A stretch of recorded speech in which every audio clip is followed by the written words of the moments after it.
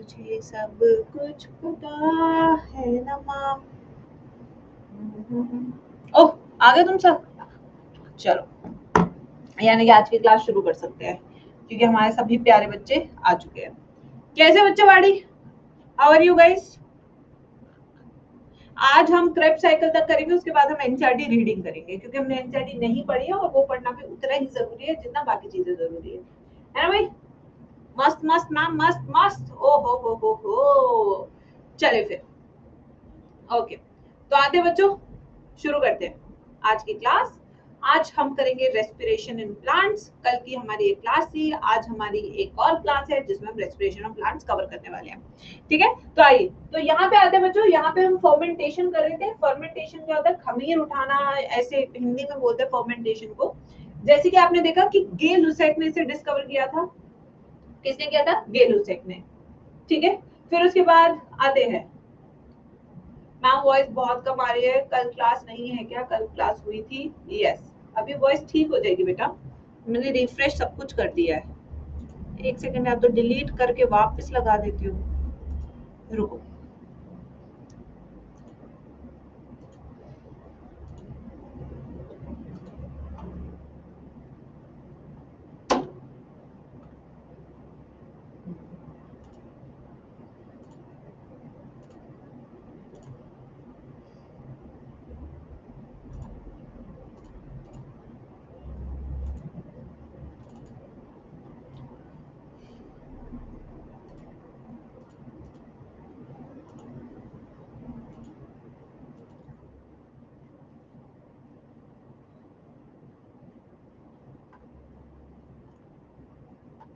देखो बेटा, जो मैं कर सकती थी वो मैंने कर दिया है। अभी भी कोई माइक में दिक्कत है या कुछ दिक्कत है, उसका मैं कोई सोल्यूशन नहीं है मेरे पास अभी। मेरे पास कोई टीम नहीं है यहाँ पे। अगर पढ़ना है तो आप पढ़ सकते हैं आराम से, या अपने सिस्टम के वॉल्यूम को इंक्रीज कर सकते हैं। ठीक है, चलो, मैं तो अब पढ़ा रही हूँ, बाकी तुम्हारी मर्जी है। तो बच्चों, हमने लास्ट क्लास में अल्कोहलिक फर्मेंटेशन से शुरू किया था। अल्कोहलिक फर्मेंटेशन वो है जो कि आपकी यीस्ट या बैक्टीरिया सेल में होती है। किसने डिस्कवर किया था? गे लुसेक ने डिस्कवर किया था। एंड जो हमारा फर्मेंटेशन है उसमें जो सबसे बड़ी चीज क्या है कि it is always occurring in the absence of oxygen. Oxygen की एब्सेंस में होता है ये हमेशा। ठीक है बच्चों? यस। तो अब आते हैं यहाँ पे अल्कोहलिक फर्मेंटेशन। पहला स्टेप क्या है? पिरुविक एसिड से शुरू हो रहा है। पिरुविक एसिड कब बना था? At the end of glycolysis. कब बना था बच्चों? At the end of glycolysis. ठीक है, तो ग्लाइकोलिसिस के एंड में बनता है आपका पिरुविक एसिड। ये पिरुविक एसिड से आपका क्या बना? एसिटल्डिहाइड बना। ठीक है, और 2 मॉलिक्यूल ऑफ कार्बन डाइऑक्साइड बना। यही CO2 जो है फ्लफी बना देता है आपके बैटर को, आपके डो को, जिसके हम कहते हैं खमीर उठाना। ठीक है बच्चों, ये है। इसके लिए हमें एंजाइम चाहिए पिरुविक एसिड डीकार्बोक्सिलेज। डीकार्बोक्सिलेज से पता लग रहा होगा removal of carbon dioxide, removal of carbon group. ठीक है, उसके बाद एसिटल्डिहाइड से हमने ये लिया NaDH2, यानी कि यहाँ पे एनर्जी इन्वेस्ट हो रही है। This is the energy investment step. और अल्कोहल डीहाइड्रोजिनेज, एंजाइम कौन सा है? अल्कोहल डीहाइड्रोजिनेज, जो काम करता है in the presence of zinc. यहाँ पे हमें मिले 2 molecules of ethanol and 2 NAD+। तो ये ऑक्सीडाइज्ड हो गया, जैसे आप देख सकते हैं ये यहाँ पे ऑक्सीडेशन हो रहा है क्योंकि इसमें रिमूवल ऑफ हाइड्रोजन हो रहा है। तो technically we are spending energy here, क्योंकि NADH2 का क्या हो रहा है? ऑक्सीडेशन हो रहा है, ना कि रिडक्शन हो रहा है। ठीक है, यस। समझ आया यहाँ तक? तो आपने देख लिया बच्चों, ये जो है इथेनॉल बना है। क्या बना है? 2 मॉलिक्यूल्स ऑफ इथेनॉल। ये क्या है बच्चों? This is 2 molecules of ethanol. अब इथेनॉल क्या है? दारू है। कौन बना रहा है? यीस्ट बना रहा है। कौन सी यीस्ट बना रहा है? सैक्रोमेसिस सेरेविसे। ठीक है, कौन बना रहा है बच्चों? ये हमारा बना रहा है यीस्ट। यीस्ट का नाम क्या है? सैक्रोमाइसिस सेरेविसे। ये बेकर्स यीस्ट भी कहलाता है, इसे ब्रूअर्स यीस्ट भी कहते हैं। ब्रूअर्स यीस्ट और बेकर्स यीस्ट भी कहते हैं। ठीक है बच्चों, अब होता क्या, आपने देखा होगा कि कुछ दारू ऐसी होती है जिसमें कम अल्कोहल होता है, कुछ ऐसी होती है जिनमें बहुत ज्यादा अल्कोहल होता है, जैसे कि वोडका, जैसे कि आपकी ब्रांडी। ये सब क्या बहुत हाई अल्कोहल वाली है। अब यीस्ट के साथ क्या होता है, जो ये बनाते, कहते हैं ना, अब इतना जहर घोलोगी तो एक दिन अपने ही गड्ढे में कूद जाओगी, गिर जाओगी, है ना? यस, ठीक है। तो यही चीज यहाँ पे भी होती है बच्चों, यहाँ पे अपने ही गड्ढा कैसे खोदती है यीस्ट। अगर यीस्ट ने 13% ऑफ इथेनॉल से ज्यादा बना लिया, ठीक है, 13% ऑफ इथेनॉल से मोर इसने बना लिया, ज्यादा इसने बना लिया, तो this will be called as yeast poisoning. इसे हम क्या बोलेंगे, यीस्ट पॉइजनिंग। यानी कि यही इथेनॉल इसी यीस्ट को मार देगा। यानी पाप इतना करो कि बेटा सहन कर सको, क्योंकि जब पाप का घड़ा भर जाएगा तो वो घड़ा तुम पर ही फुट जाएगा। तो इसलिए इतना नहीं करना चाहिए पाप हमें, ठीक है। यस बेटा Tanvi, I am really sorry, I have to block you बेटा फ्रॉम द क्लास, क्योंकि आपको अंकिता आप महाराष्ट्र में कहां से हो ये जानने में ज्यादा इंटरेस्ट है। Let me block more students from the class. Yes, जिनको बातें करने का बहुत शौक है ना, अच्छा उनको जरा आज मैं ब्लॉक ही कर दूं, ठीक है। बिकॉज मैम अच्छी है, मैम ब्लॉक करती नहीं है बच्चों को, बट बच्चे बदतमीजी कौन रखते हैं, तो मैम आज ब्लॉक करेगी, ठीक है। चलो, तो बेटा 13% से ज्यादा अगर यीस्ट इथेनॉल बनाती है तो ये इथेनॉल इसी को ही, इसी यीस्ट को मार देता है। तब इस केस को हम क्या कहते हैं मेरे प्यारे बच्चों, तब हम इस केस को बोलते हैं यीस्ट पॉइजनिंग। क्या बोलते हैं, यीस्ट पॉइजनिंग, ठीक है। चलो अब आते हैं नेक्स्ट। बेटा आदित्य ज्ञान बांटने से पहले आप जाके अपना हेडफोन्स साफ कर लो, ठीक है, शायद आवाज आ जाए। अब आते हैं नेक्स्ट चीज। यहाँ पे बेटा दो तरह की ड्रिंक्स होती हैं, एक होती है डिस्टिलेशन, डिस्टिलेशन प्रोसेस के बाद जो ड्रिंक्स बनती हैं, और एक होती है नॉन डिस्टिलेशन, यानी कि जिनमें डिस्टिलेशन नहीं किया जाता उन ड्रिंक्स में। जो डिस्टिलेशन वाली ड्रिंक्स होती है इनके अंदर अल्कोहल 13% से ज्यादा होता है। कितना होता है, मोर देन 13% ऑफ अल्कोहल। जबकि जो नॉन डिस्टिलेशन वाली है इनमें लेस देन 13% ऑफ अल्कोहल होता है। यानी कि इसमें सिर्फ यीस्ट ने अल्कोहल बनाया, वही आपको दे दिया गया, उसमें कोई प्रोसेस नहीं करी गई, कोई केमिकल प्रोसेस नहीं करते। अब इसका एग्जांपल देखिए डिस्टिलेशन का, तो जैसे आपकी वाइन हो गई, जैसे आपकी ब्रांडी हो गई, जैसे आपका वोडका हो गया, जैसे आपकी रम हो गई। वहीं पे नॉन डिस्टिलेशन की बात करें तो नॉन डिस्टिलेशन में कौन आएगी, जैसे आपकी बियर हो गई, बियर, ठीक है, ये सब हो गई आपकी, ये आपकी नॉन डिस्टिलेशन में आ गई, इनमें प्रोसेस नहीं की जाती है। So this is all about alcoholic fermentation. एक बार इसको फटाफट से लिख लेंगे सब बच्चे चैट बॉक्स में, सॉरी नोट्स में। इस स्लाइड को प्लीज सब कंप्लीट कर लीजिए। वाइन मैं भी ये सोची थी नॉन डिस्टिलेशन में आएगी वाइन, यहाँ पे विस्की आना चाहिए था। क्या है ना, पीते वीते तो है नहीं बच्चों, इसलिए हमें पता भी नहीं रहता है। नॉलेज तो तभी आएगी ना जब पता होएगा, है ना बच्चों, हमें पता होता ही नहीं है। बिल्कुल सही, वही तो, ऐसे टॉपिक में मैम से गलती हो जाती है। वो तो अच्छा है मेरे बच्चे मुझे बता देते हैं, वरना मैम से अक्सर इन चीजों में गलती हो जाती है।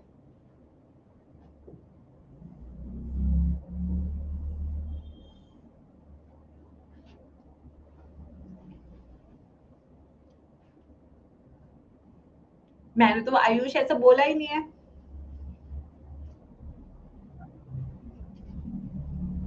वोडका के बाद क्या लिखा है, रम, रम, RUM, रम।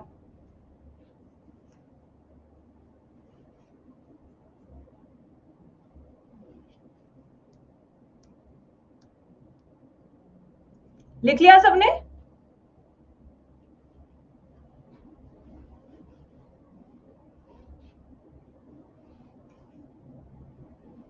हाँ एनसीईआरटी आज पढ़ाऊंगी। बीच बीच में ना मैं पढ़ाना भूल जाती हूँ। थैंक गॉड मेरे प्यारे बच्चे हैं जो मुझे याद दिलाते रहते हैं मैम आपको पढ़ाना है। कई बार मुझे समझ में आता है मैं 2 घंटे की क्लास में करती ही क्या हूँ, वो तो प्यारे प्यारे बच्चे हैं मेरे जो मुझे याद दिलाते रहते हैं कि मैम ये आप भूल गए, मैम आप ऐसे नहीं पढ़ाए, अरे मैम आप ये कर दिए। थैंक यू मेरे प्यारे बच्चों, मेरा करियर तो तुम्हारे कारण ही चलता है। थैंक्स। चलिए अब इसी के साथ हम नेक्स्ट टाइप ऑफ फर्मेंटेशन पे भी चलेंगे। जो हमारी नेक्स्ट फर्मेंटेशन है उसका नाम है लैक्टिक एसिड फर्मेंटेशन। क्या नाम है उसका, लैक्टिक एसिड फर्मेंटेशन।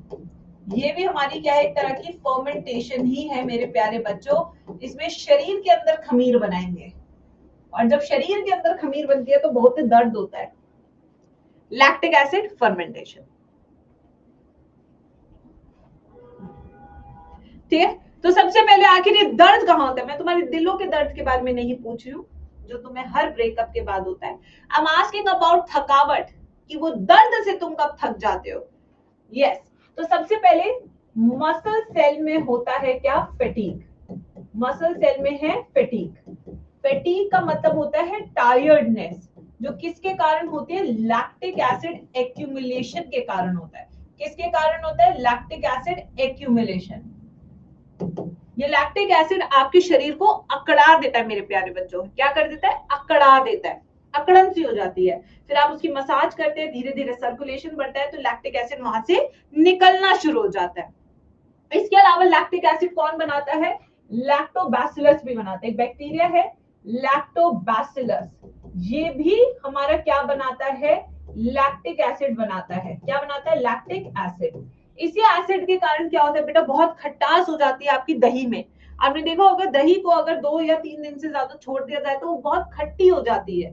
अब दही पहले दिन है तो मम्मी कहेगी ताजी ताजी लस्सी पी ले, 2 दिन हो गए तो मम्मी कहेगी चल कोई नहीं इसकी इडली बना ले, 3 दिन हो जाएगा तो मम्मी कहेगी खट्टी कड़ी खाएगा मेरे बेटे, खट्टी कड़ी बनाऊंगी आज। अरे तो मीठी बन भी नहीं सकती है क्योंकि दही ना खट्टी हो चुकी है, ठीक है। और अगर उसके बाद भी तुमने दही नहीं खाई तो अब बेटा बालों में लगा ले, ऐसे शाइनिंग बाल हो जाएंगे ना, दूर से देख के चमकेंगे तेरे बाल। यस, अगर उस दिन भी तुमने बालों में लगाई बेटा, इसे बेसन में डाल ले, खट्टी दही और बेसन से टैनिंग निकल जाती है, बट वेस्ट नहीं जाने देंगे, ठीक है बच्चों। तो ये लैक्टिक एसिड है जिसके कारण क्या होती है, खटास आती है आपकी दही के अंदर, अगर आप उसे बहुत लंबे टाइम तक नहीं खा रहे हैं तो। ज्यादा बैक्टीरियल एक्टिविटी होगी मतलब कि आपकी दही खट्टी होती चली जाएगी, ठीक है। यस, अब आते हैं इसके नेक्स्ट में बच्चों कि आखिर इसमें क्या होता है। तो we will start from 2 molecules of pyruvate. 2 molecules of pyruvate, क्योंकि चाहे एरोबिक रेस्पिरेशन हो एनारोबिक रेस्पिरेशन हो, आपका ग्लाइकोलाइसिस तो होगा, आपका ग्लूकोज से पिरुवेट तो बनेगा ही बनेगा मेरे प्यारे बच्चों, ठीक है। तो यहाँ पे 2 मॉलिक्यूल्स ऑफ पिरुवेट है। यहाँ पे मैं एक एंजाइम यूज कर रही हूँ which is called as lactic acid या लैक्टेट डिहाइड्रोजिनेज। लैक्टेट डिहाइड्रोजिनेज या लैक्टिक एसिड डिहाइड्रोजिनेज एक ही बात है, और इसको जिंक चाहिए कोफैक्टर। तो आपकी बॉडी में जिंक कहां से मिलेगा, उसके लिए मैं आपको बार बार बताती हूँ, कटहल के जो सीड होते हैं उसको आपने खाना है। कटहल के सीड्स को, जितना आप कटहल के सीड्स खाएंगे उतना जिंक और मैग्नीशियम आपके शरीर में बढ़ेगा, ठीक है। अब यहाँ पे 2 पिरुवेट है जो कि 3 कार्बन मॉलिक्यूल है, इसी से हम 3 कार्बन मॉलिक्यूल एक और बना रहे हैं जिसका नाम है लैक्टिक एसिड। क्या नाम है, लैक्टिक एसिड। 2 मॉलिक्यूल्स ऑफ क्या बन गया बेटा, लैक्टिक एसिड। देखो जरा यार ये बाल ना अटक गया है कहीं पे मेरा, ये कितनी तेज खींच रहा है, सर दर्द करती है बाल। चलो, अब यही क्या होता है, एक्यूमुलेट होता है। इसका क्या होता है, एक्यूमुलेशन होता है कहाँ पे, मसल्स में, एक्यूमुलेशन इन मसल्स। और इसी के कारण क्या होता है, दर्द दिलों के कम नहीं होते अगर फैटीग चला नहीं जाता। ये रहा फैटीग। क्या ये सबको समझ में आया या नहीं आया?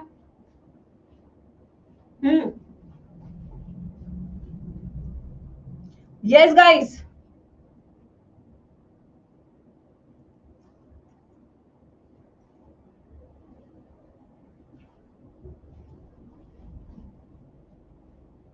बहुत इजी है, ऐसा कुछ हैरानी वाली बात ही नहीं है, इतना इजी टॉपिक चल रहा है।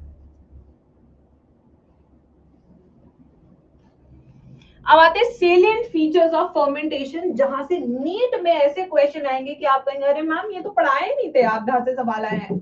तो आओ तुम्हें वही पार्ट कराए, सेलिएंट फीचर्स ऑफ फर्मेंटेशन। ये वो फीचर्स है जहां से नीट में सवाल आएंगे इस टॉपिक से, स्टेटमेंट बेस्ड।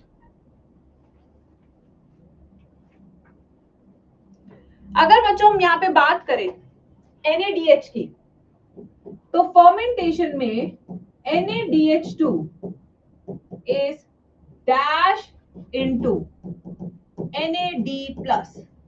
ऑक्सीडाइज लिखूं या रिड्यूस लिखूं? ऐसे तो क्वेश्चन आता है नीट में। नीट में क्वेश्चन ही ऐसे आते हैं, यहीं पे तुम मार खा जाते हो कि हो क्या रहा है। तो तुम्हें बेसिक केमिस्ट्री आती है, यहाँ पे रिमूवल ऑफ हाइड्रोजन हो रहा है, तो रिमूवल ऑफ हाइड्रोजन का मतलब ऑक्सीडेशन हो रहा है, एडिशन ऑफ हाइड्रोजन होता है मतलब रिडक्शन होता है। तो बेसिक केमिस्ट्री है मेरे प्यारे बच्चों। अभी भी एक आध नालायक है जो रिड्यूस लिख रहे हैं चैट बॉक्स में। So NaDH2 is oxidised into NAD+। I think first step सबको क्लियर होगा क्योंकि आप केमिस्ट्री बहुत अच्छी पढ़ रहे हैं एनडी सर से। अब आते हैं सेकंड, ठीक है। Okay, alcoholic fermentation causes release of dash while lactic acid fermentation shows no dash during reaction। क्या होता है बच्चों? ओए होए क्या बात है, मैं मूर्ति आंसर आ जाते हैं चैट सेक्शन में। इतना अच्छा पढ़ा दिया क्या मैंने आज? है भाई, इतना अच्छा पढ़ा दिया क्या मैंने? ये देखो, very dash energy is produced during fermentation, that is only dash % of aerobic respiration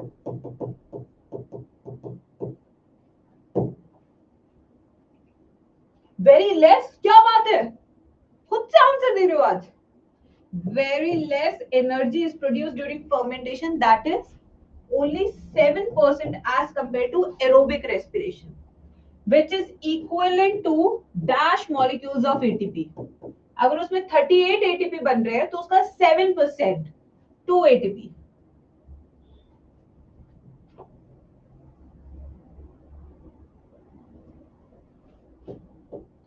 both processes are hazardous in nature। अगर दोनों ही प्रोसेस बहुत ज्यादा हो रही है तो बहुत खतरनाक है, क्योंकि अगर लैक्टिक एसिड बहुत ज्यादा बन गया तो भाई आपका शरीर अकड़ जाएगा। अगर यीस्ट ने बहुत ज्यादा अल्कोहल बना लिया तो यीस्ट पॉइजनिंग हो जाएगी।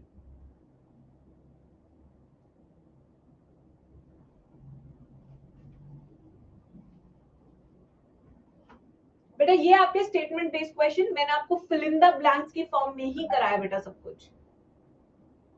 ये मैंने फिल इन द ब्लैंक्स की फॉर्म में इसलिए कराया कि आपको ऐसे ही याद करना है, एग्जैक्टली ऐसे ही क्वेश्चन आपको मिलेंगे जहां पे ये क्वेश्चंस की स्टेटमेंट को बदला जाएगा नीट में।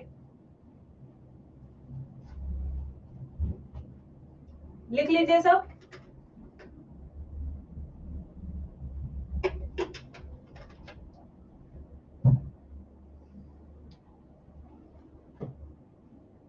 %13 यीस्ट वाला नहीं लिख पाया।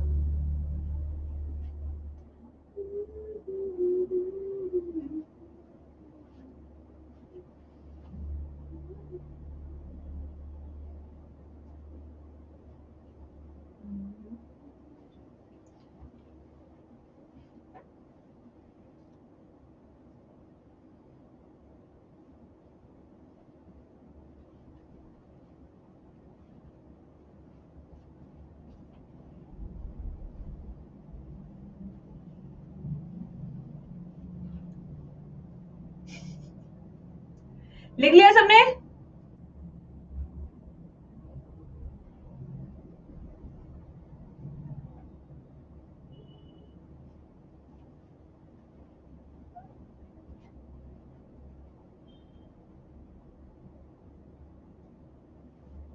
चले अब हमारे बेटा, जैसे आपने देखा फेट ऑफ पिरुवेट दो तरह की होती है। एक बार मैम के साथ रिवाइज करेंगे सब बच्चे। दो तरह का रास्ता है पिरुविक एसिड ले सकता है, एक वो रास्ता जो खतरनाक है और पैसे भी कम मिलते हैं, जिसे हम कहते हैं फर्मेंटेशन, ठीक है। बट वहां पे मदिरा है, वहां पे अच्छी अच्छी बेकरी प्रोडक्ट्स है, वहां पे खाना है, पीना है। फिर दूसरा आता है जहां मेहनत है बट वहां पैसा है, यानी कि एरोबिक रेस्पिरेशन। तो अब हमने पहला वाला पार्ट, पहला रास्ता हम पढ़ चुके हैं जिसका नाम है फर्मेंटेशन। आज मैं आपको दूसरा रास्ता भी बताने वाली हूँ क्लास में, जो कि हमारा एरोबिक रेस्पिरेशन, यानी कि complete oxidation of glucose in mitochondria. अब हम वो वाला पार्ट डिस्कस करेंगे क्लास में, ठीक है बच्चों। आ जाइए एरोबिक रेस्पिरेशन। अब एरोबिक रेस्पिरेशन की आ जाइए बात करते हैं मेरे प्यारे बच्चों। तो यहाँ पे जब एरोबिक रेस्पिरेशन की बात करेंगे तो हम यहाँ पे एक ऑर्गेनल की बात करें, उस ऑर्गेनल का क्या नाम है, जल्दी से डायग्राम देख के आंसर ठोको चैट बॉक्स में, ठोको बच्चों जल्दी से चैट बॉक्स में आंसर। ये हमारा एक organelle which is called as power house of the cell which is called mitochondria. Mitochondria के अंदर ये सब मिस कॉल मारते हैं मुझे, वो भी व्हाट्सएप पे, पैसा लगता है क्या गाइस, फिर भी चलो आ जाओ। ये अंदर मैट्रिक्स, ओ सॉरी, ये अंदर फ्लूइड लाइक स्ट्रक्चर है। What is this called as, this is called as matrix. क्या बोलते हैं इसको, मैट्रिक्स। इस मैट्रिक्स में दो रिएक्शंस होते हैं, वो दोनों रिएक्शंस कौन से हैं ये आप लोग मुझे बताएंगे, क्योंकि मैं ओवरव्यू में समझा चुकी हूं। Reaction 1 and reaction 2 which occurs in the matrix of mitochondria. Direct question आते हैं नीट में। अभी हम एनसीईआरटी पढ़ेंगे, देखना ये लाइन है सारी एनसीईआरटी की, कहां पे हो रही है। पहला कौन सा है, link reaction, very good. Link reaction की जगह क्या है, matrix of mitochondria. Krebs cycle, TCA cycle, citric acid cycle की जगह क्या है, matrix, TCA, Krebs cycle, citric acid cycle, इन सब की जगह क्या है, मैट्रिक्स ऑफ माइटोकॉन्ड्रिया, सबकी। ठीक है बच्चों, आ जाइए। अब यहाँ पे हम सबसे पहला रिएक्शन कौन सा करने वाले, लिंक रिएक्शन। इसके बाद में कुछ कैलकुलेशन वाले क्वेश्चन भी कराऊंगी फिर से। लिंक रिएक्शन कहां से शुरू करूं ये रिएक्शन, और क्या प्रोडक्ट होगा, पहले ये बताओ चैट बॉक्स में। मैम ईटीसी, बेटा पायल दीदी, बेटा सब छुड़वा के पहले ईटीसी पढ़ा दो। भाड़ में गई क्रेब्स साइकिल, भाड़ में गई हमारा लिंक रिएक्शन, सीधा ईटीसी करेंगे आज की क्लास में।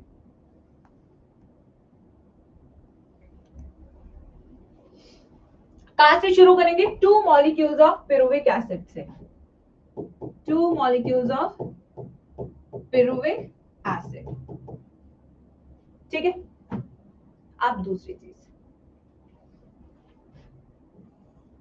यहां हम लेंगे 2 molecules of coenzyme A, 2 molecules of coenzyme A, क्योंकि हमें एसिटाइल कोएंजाइम ए बनाना है, ठीक है बच्चों। प्लस हम यहां पे लेंगे 2 मॉलिक्यूल्स ऑफ NAD प्लस।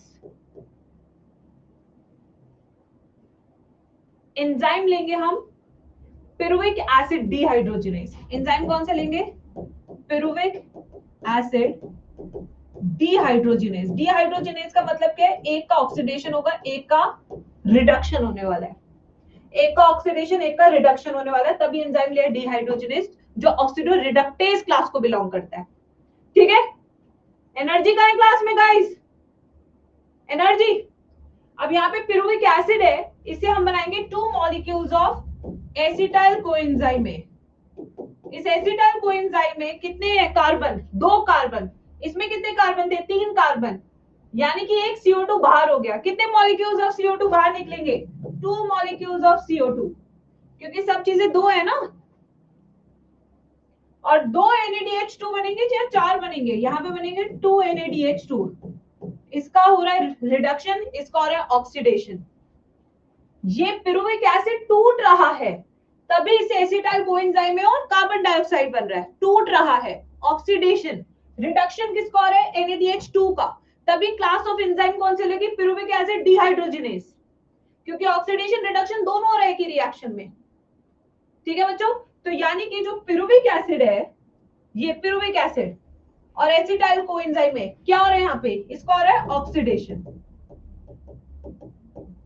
जबकि NAD प्लस से NADH2 का क्या हो रहा है बच्चों, इन दोनों का रिडक्शन। तो एक तरह का कैसा रिएक्शन हो गया, ऑक्सीडो रिडक्टेज रिएक्शन।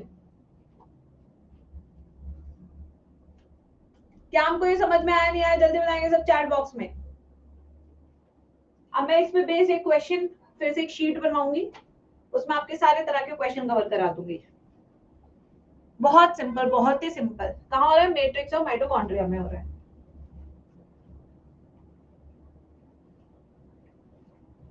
ठीक है, चलो अब आगे चलते हैं।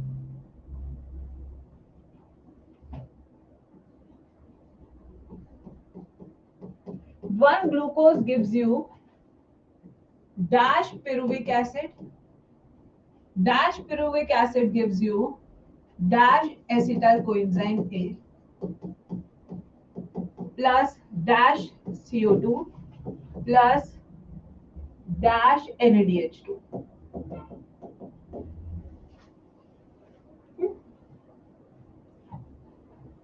आ जाओ, पहला question.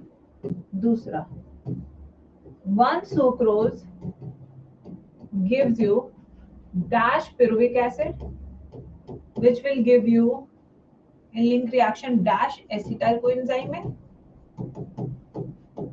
gives you dash CO2 gives you dash NADH2. 60 molecules of glucose gives you dash pyruvic acid which will give you dash acetyl coenzyme dash CO2 dash NADH2. Solve कीजिए। Same pattern of questions I am taking everywhere so that you understand the calculation part. ले लीजिए 2 minute, solve कीजिए। Now let's start with the first calculation.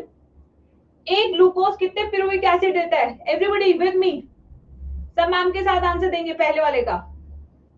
2 पिरुविक acid से मिलते हैं 2 acetyl coenzyme में, 2 ही CO2 मिलेंगे और 2 ही NADH2 मिलेंगे। यहाँ पे एक सुक्रोज है, एक सुक्रोज का मतलब है कितने ग्लूकोज हो गए, 2 ग्लूकोज हो गए। एक सुक्रोज का मतलब क्या है, 2 ग्लूकोज। दिस इज 2 ग्लूकोज मान लो,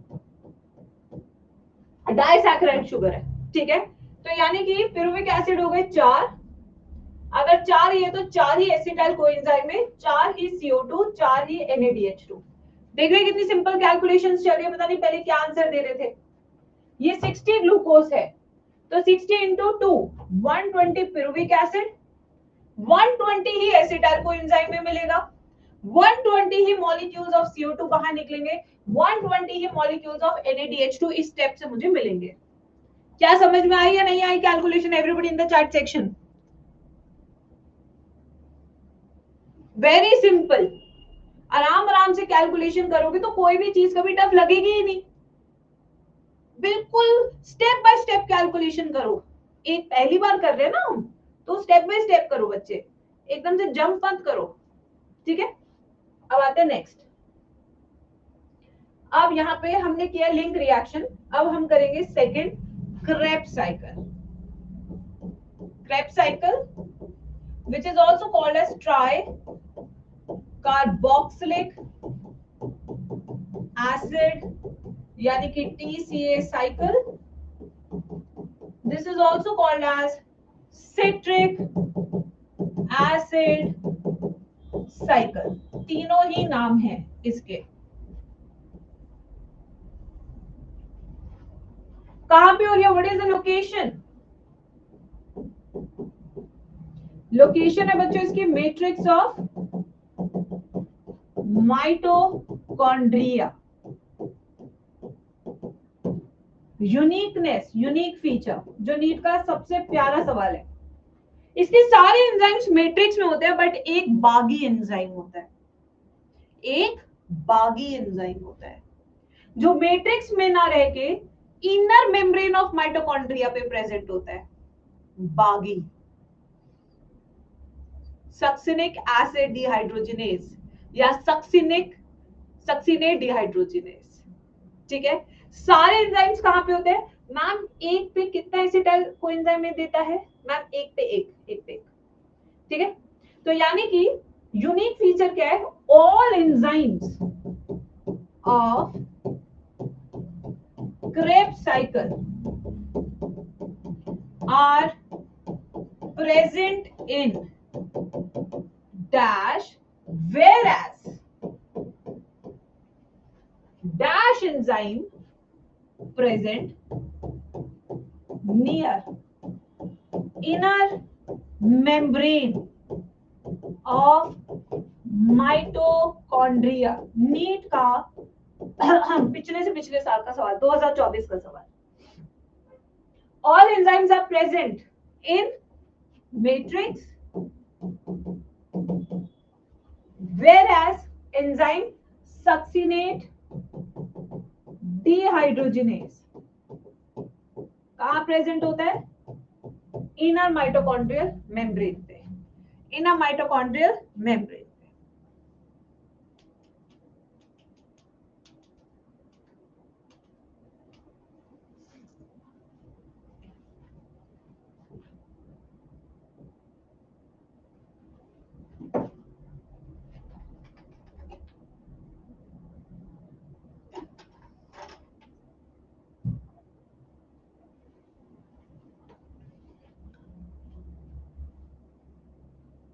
अब आते हैं बच्चों, कैसे साइकिल बनानी है, कैसे सीखना है, ये सब मैं आपको सिखाती हूँ. कब कौन सी चीज निकलेगी, कैसे निकलेगी, स्टेप भी सिखाती हूँ आपको. बहुत सारी ट्रिक्स आपको देखने को मिलेगी YouTube पे, बहुत अलग अलग. लैला मेरा मजनू है, वो मेरे मजनू है, वो मेरा भाई है, वो ठीक है, ये सब मुझे नहीं पता. I use a very simple one. ठीक है, तो आ जाओ. See I know some simple formula making options. बस यही आता है मैम को. आपको कैसे भी याद करना है वो आपके विषय है, मेरे को यही आता है. अब यहाँ पे सी सी सी सिट्रिक एसिड. सिट्रिक एसिड का दूसरा नाम क्या है? सिट्रेट. क्या है? सिट्रेट. स से सिट्रेट, स से सिट्रिक एसिड, स से 6 कार्बन का होता है. ठीक है, इसी का एक आइसोमर है जिसे हम कहते हैं आइसोसिट्रेट. इसका आइसोमर है आइसोसिट्रेट, अगेन 6 कार्बन. के अल्फा कीटो ग्लूटारिक एसिड, या इसी का दूसरा नाम है अल्फा कीटो ग्लूटारेट. क्या नाम है? Alpha keto glutarate. अभी कुछ मत लिखो बच्चे, मैं सब टाइम दूंगी लिखने का. अभी तुम जितना हो सके देखो, कुछ मत लिखो, मैम के साथ बोलो, मत लिखो. मैं तुम्हें 5 क्या, तुम 10 मिनट ले लेना मेरे से लिखने के लिए, बट प्लीज बोर्ड पे देखो. ठीक है, अल्फा फ यानी 5 कार्बन. देखो मैं बहुत अलग अलग ट्रिक्स नहीं बनाती हूँ. I always make tricks around the sounds. हमेशा याद रखना, मेरी ट्रिक्स हमेशा ऐसी होती है जो साउंड बेस्ड होती है. 6 C6. ठीक है, अल्फा 5 कार्बन. ऐसे याद रखो, बोलो मेरे साथ लास्ट में. फिर आते हैं नेक्स्ट, सम. स से क्या है? सक्सिनाइल कोएंजाइम ए. क्या है? पहले स से सक्सिनाइल कोएंजाइम ए. ठीक है, फिर उसके बाद क्या है? फिर एस है. फिर एस से क्या है बच्चों? सक्सिनेट या सक्सिनिक एसिड. सक्सिनेट, इसी का दूसरा नाम क्या हो सकता है? Succinic acid. फॉर्मूला फ से क्या है? फ से है फ्यूमेरिक एसिड. कौन सा एसिड है? फ्यूमेरिक एसिड, या दूसरा नाम है इसका फ्यूमरेट. फ्यूमरेट. मैं दोनों नाम लिखवा रही हूँ जिससे आपको ये ना लगे फ्यूमरिक एसिड अलग है, फ्यूमरेट अलग है. No, they are the same thing. Making म से मेलेट या मैलिक एसिड, दोनों ही सेम है. ओ ऑक्सैलो एसीटेट या ऑक्सैलो एसिटिक एसिड. बेटा हमने एक साइकिल की थी ना, C4 साइकिल. हमने C4 साइकिल की थी ना, ये oxaloacetic acid was the first stable product of C4 cycle. कितने कार्बन का था ये बताना जरा, दोनों चैप्टर को रिलेट करना। तो 4 कार्बन का था। और ये oxaloacetic acid किस में बदलता था? मैलिक एसिड में। याद आया? यानी ये भी 4 कार्बन का है। फ्यूमरेट इसमें तो है ही 4, इसके नाम में ही 4 है। ये भी है 4 कार्बन का। ठीक है बच्चों, ये भी है 4 कार्बन का सक्सिनेट, ये भी है 4 कार्बन का सक्सिनाइल कोएंजाइम A। पहले तो नंबर ऑफ कार्बन याद हुए, मैम ने कैसे याद कराए? Number of carbon C6 C6 alpha फा 5, उसके बाद से सारे 4 कार्बन के। ठीक है, अब आते हैं next. Now my kids will tell me at how many steps removal of CO2 will occur. अभी मैं कुछ नहीं एक्सप्लेन करूंगी, अब मैं तुम्हारी कॉमन सेंस यूज करूंगी।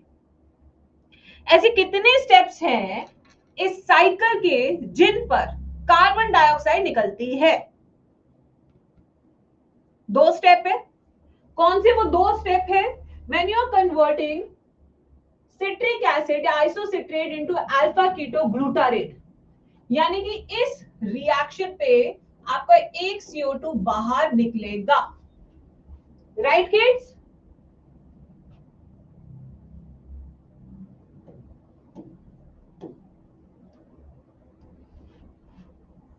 एक CO2 मॉलिक्यूल बाहर। दूसरा स्टेप, जब 5 से 4 कार्बन की ओर जा रहे हैं, यानी कि इस स्टेप पे भी आपका एक CO2 मॉलिक्यूल बाहर निकलेगा। राइट? यहां तक किसी को कोई दिक्कत? अब इसी के साथ एक ट्रिक और सुन लो। जिन जिन स्टेप्स पे CO2 निकलेगा वहां NaDH2 निकलेगा ही निकलेगा, वहां NaDH2 निकलेगा ही निकलेगा। ये ऑब्वियस बात कर लो। कैसे? यहां पे नहीं निकला था NaDH2, यहां पे निकला था ना NaDH2, CO2 निकल रहा है ना, NaDH2 निकल रहा है, डिहाइड्रोजिनेज। ये तरीका बता रही हूँ। जहां भी जहां जहां NaDH2, जहां जहां CO2 निकलेगा वहां NaDH2 भी बनेगा। ये देखो, ये तो बनेगा ही बनेगा जहां CO2 है, इसके अलावा भी बनेगा। कहां बनेगा अभी मैं समझाती हूँ। ठीक है, चलो, ये हो गया हमारा एक सिंपल सा साइकिल का इंट्रोडक्शन। अब साइकिल बनाओ, समझाओ से। अभी तो बहुत है लंबा ये, अब इसको लिख लो, लिख लो। अब समझाती हूँ।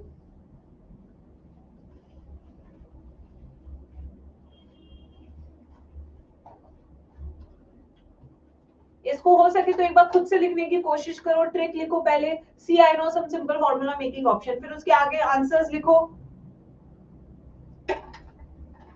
फिर उसके कार्बन्स लिखो। 3 काम तो करो अभी क्लास में बैठ के, 3 काम तो अभी करो क्लास में।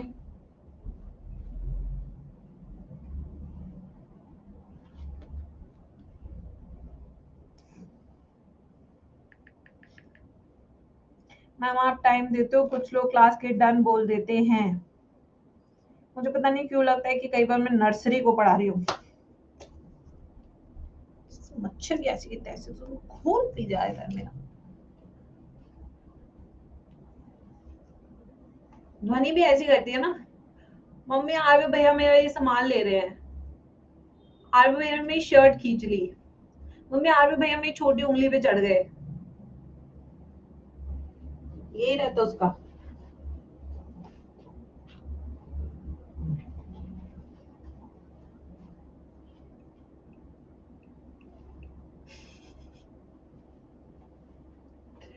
चले,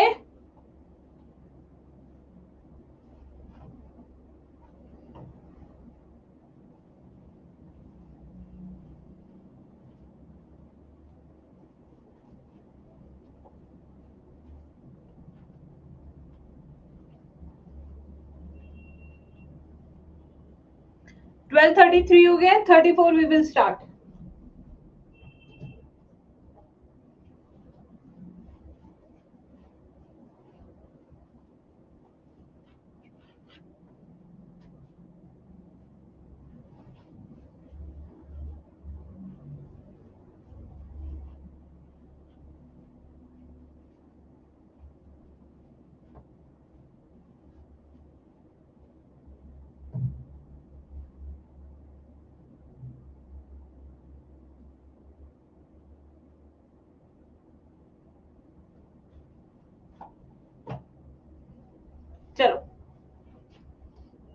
अब यहाँ पे हम साइकिल बनाने वाले हैं। कहां से साइकिल शुरू करूं, जल्दी बताओ, कहां से साइकिल शुरू करूं? सिट्रेट से, सिट्रिक एसिड। सिट्रिक एसिड कितने का है? 6 कार्बन का। लिखो भाई फिर सिट्रिक एसिड। सिट्रिक एसिड से क्या बनते हैं जल्दी से बताएंगे सब बच्चे चैट बॉक्स में और क्लास में ही रिवाइज करेंगे। इससे बनता है आइसो सिट्रेट। क्या बनता है? आइसोसिट्रेट। आइसोसिट्रेट।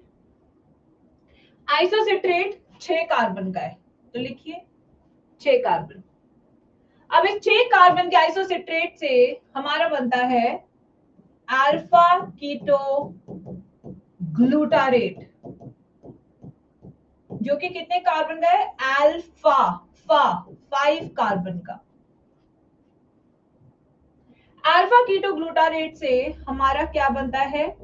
सक्सिनाइल कोएंजाइम ए, जो कि 4 कार्बन का। सक्सिनाइल, सक्सेसफुल, ठीक है। सक्सिनाइल कोएंजाइम ए से हमारा क्या बनता है? सक्सिनेट, जो कि अगेन कितने कार्बन का है? 4 कार्बन का। सक्सिनेट से हमारा क्या बनता है बच्चों? फ्यूमरेट। क्या बनता है हमारा? फ्यूमरेट। फ्यूमरेट से हमारा क्या बनता है? मैलेट।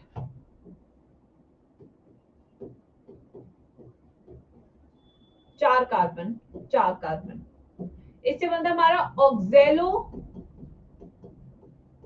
एसीटेट, ये भी कितना हमारा? 4 कार्बन।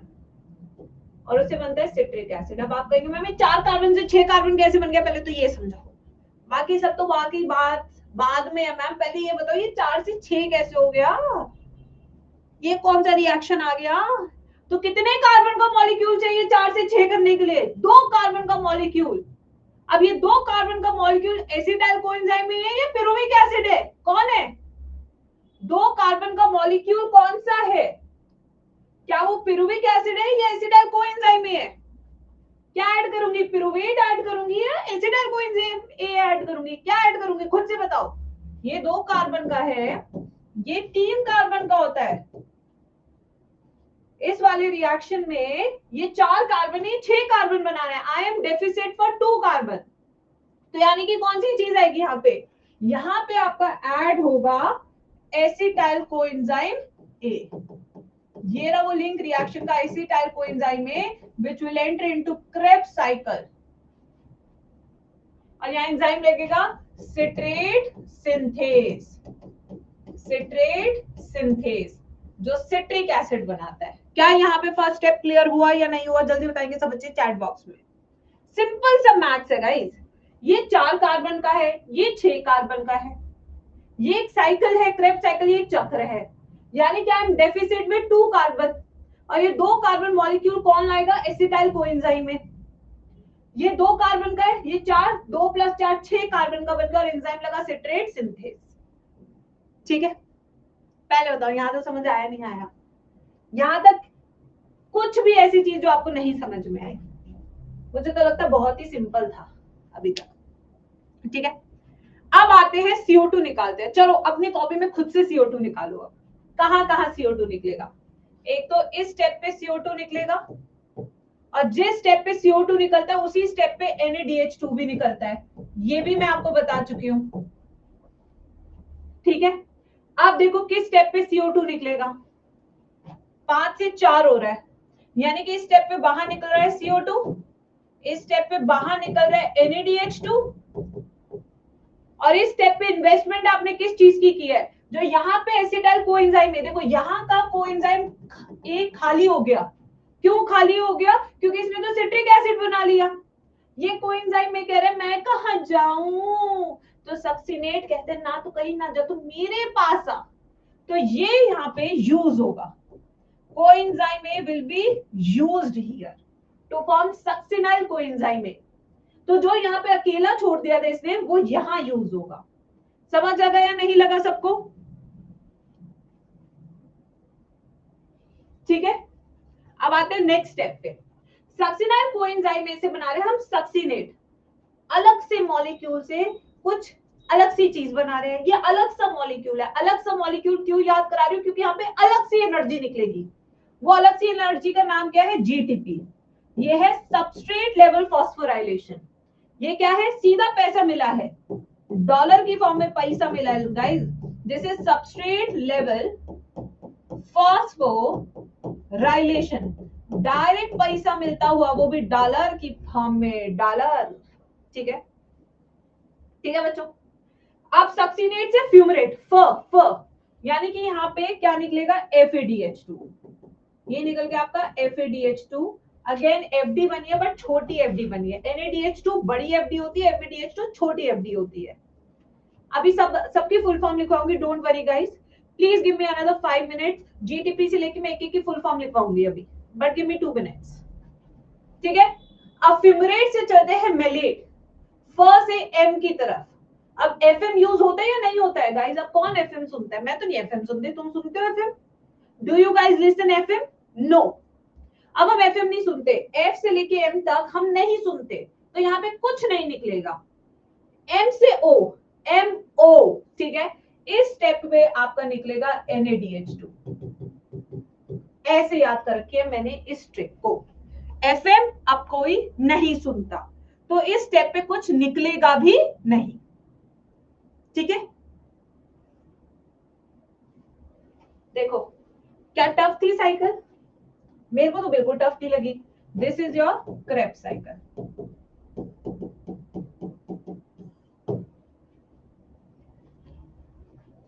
अभी इसको फिर से रिवाइज करेंगे एक बार, जैसे हमने ग्लाइकोलाइसिस पूरी की थी। अब मैं फुल फॉर्म्स लिखा रही हूँ। What is GTP? Full forms यहाँ पे लिख लो बच्चों। GTP, guanosine try phosphate. ठीक है, अब इसकी कैलकुलेशन वाला पार्ट करेंगे अच्छे से। इसके क्वेश्चंस बहुत सारे प्रैक्टिस कराऊंगी अभी।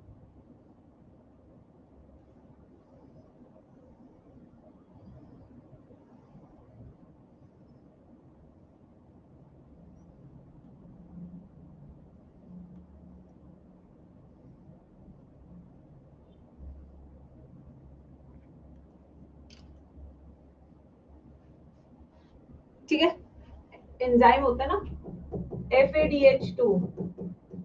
ये पहले भी मैं बायो मॉलिक्यूल्स में लिखवा चुकी हूँ, फिर से लिखवा रही हूँ। Flavin, adenine, dinucleotide hydrides, NaDH2, nicotinamide dinucleotide hydrides. Full form में यहाँ पे लिखवा दिया है। आई थिंक इसके अलावा कोई और ऐसी चीज नहीं है जो आपको नहीं समझ में आएगी।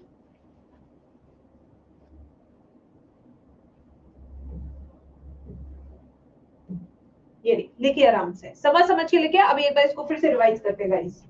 अभी तक मेरे को तसल्ली नहीं हुई है कि मेरे बच्चों को ये समझ में आ रहा है या नहीं।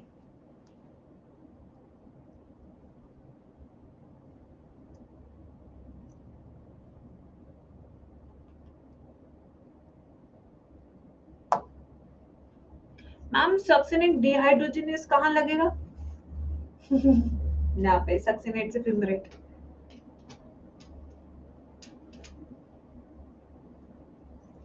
यहाँ लगेगा ये एंजाइम, सक्सिनिक डिहाइड्रोजनेस। यहाँ लगेगा वो वाला एंजाइम। बाकी एंजाइम्स आपके नहीं दिए एनसीईआरटी में, इसलिए मैं नहीं पढ़ा रही हूँ, क्योंकि ओवरलोड करने का फायदा नहीं है बच्चों को।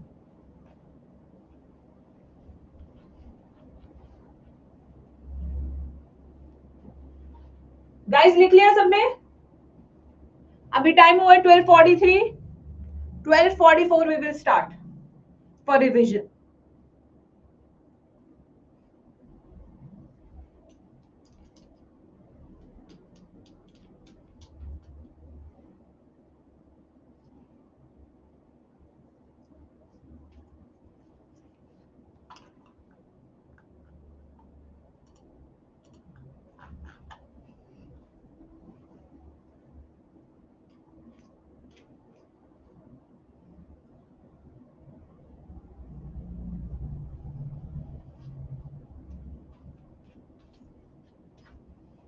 चले अब आते हैं इसका रिवीजन शुरू कर रहे हैं। आइए सब खुद से सॉल्व करेंगे, आंसर्स लिखेंगे सब।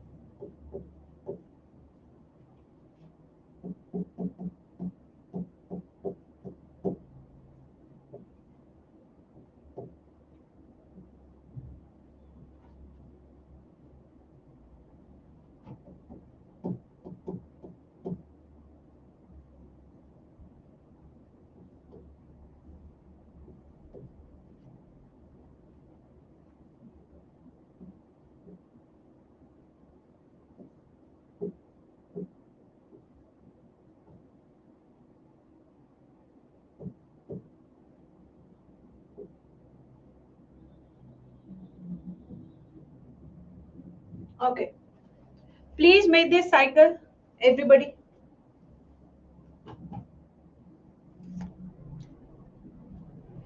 चैट बॉक्स में आंसर लिखने से अच्छा है कि आप खुद से सॉल्व करें। I am going to give you 2 minutes for this.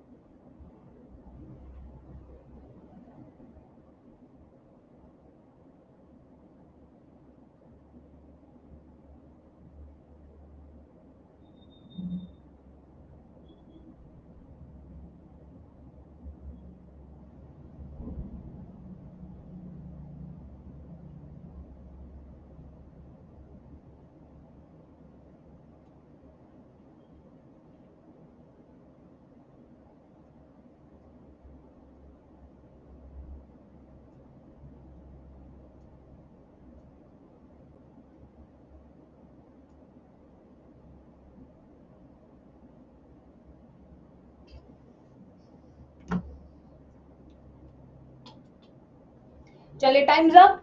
आइए तो बेटा इस तरीके के क्वेश्चंस आपको दिए जाते हैं क्लास में एक्सरसाइज के लिए। आइए तो सबसे पहले what is A, everybody with me, A is acetyl coenzyme A. This is our acetyl coenzyme A. This is citric acid जो कि 6 कार्बन का होता है। अब यहाँ पे मैंने एक स्टेप मिस किया था, स्किप किया था जानबूझ के, जिससे मैं देखूं कि what is B. What is B here? ये 5 कार्बन का मैंने हिंट भी दिया था इवन आपको। यहाँ पे CO2 भी निकलता हुआ मैंने दिखाया आपको। This is alpha keto glutarate, alpha keto glutarate. फिर CO2 निकलते हुए दिखाया, यानी कि इस बार 4 कार्बन का मॉलिक्यूल बनेगा क्योंकि 5 कार्बन का, 5 से 4 बनेगा। अब क्या और कोएंजाइम में ऐड होते हुए भी दिखाया है। So this will B succinyl coenzyme A. Succinyl coenzyme में से सक्सिनेट बनता है, ये कुछ स्पेशल से स्पेशल बन रहा है। तो what would be D? D would be GTP, guanosine triphosphate. Direct पैसे मिल रहे हैं, यानी कि सबस्ट्रेट लेवल ऑफ फॉस्फोराइलेशन हो रहा है। फिर सक्सिनेट से बन रहा है फ्यूमरेट, फ से क्या बनेगा? FeDH2।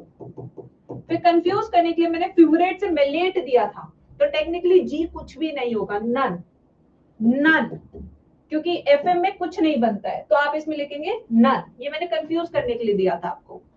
फिर मेलेट से यहाँ पे बनेगा ऑक्जेलो एसीटेट जो कि 4 कार्बन का है, ठीक है। और जब मेलेट से ऑक्जेलो एसीटेट बनता है तब भी आपका एक NaDH2 निकलता है। हाँ जी बच्चों, किसने पूरी सही साइकिल की है जल्दी से सब चैट बॉक्स में बताएंगे। क्लास में ही रिवीजन भी करा दिया है मैंने कि अगर इस फॉर्म में भी आता है तो आप बता सकते हैं। ठीक है, अब मैं कुछ क्वेश्चंस कराऊंगी। Now we will do questions in the class. उससे पहले हम बनाएंगे बैलेंस शीट, हिसाब किताब, balance sheet of Kreb cycle.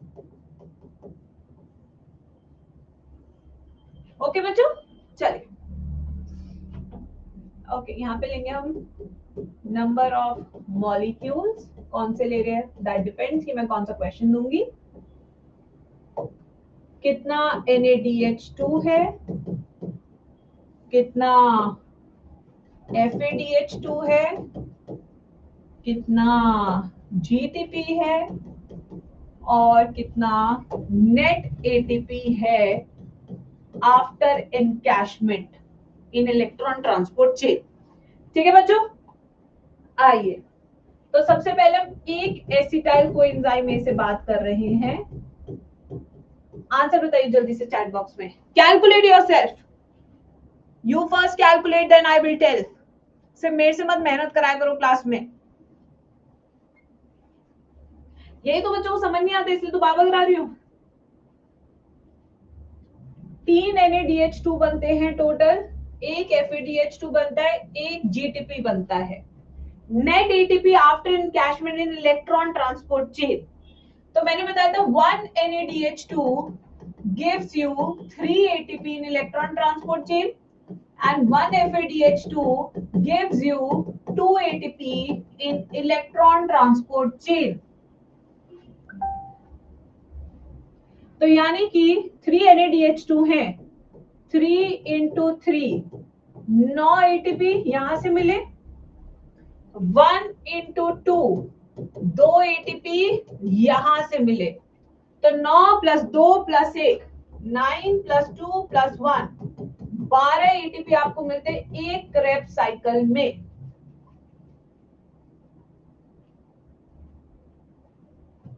Next question guys, next question, second question. 1 molecule of glucose, please calculate।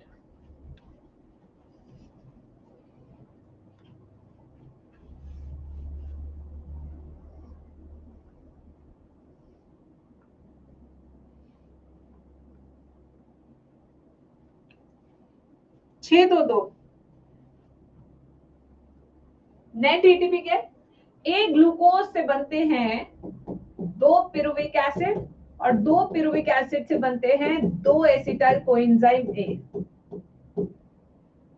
यानी कि 1 का कैलकुलेशन था, अब 2 से करेंगे। तो यानी कि अब इंटू 2 इंटू 3 NaDH2 हो जाएंगे, which is equal to 6 NaDH2।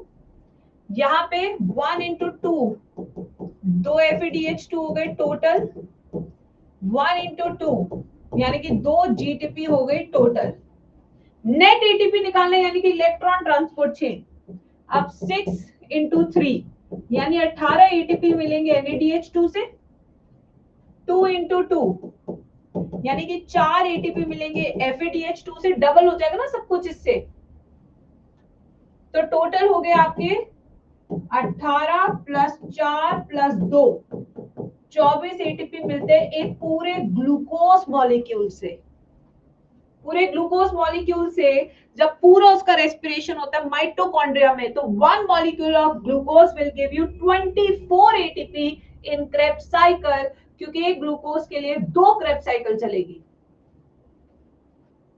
Next, okay, 1 molecule of sucrose, calculate. मैं इतना कॉम्प्लेक्स कराती जाऊंगी तुम्हें कि तुम्हें सीखना ही पड़ेगा कैलकुलेशन खुद से। करो करो करो, दिमाग को बिल्कुल क्लियर करो करो करो, फिर मैं स्टेटमेंट बेस्ड क्वेश्चन कराती हूँ। करो करो करो।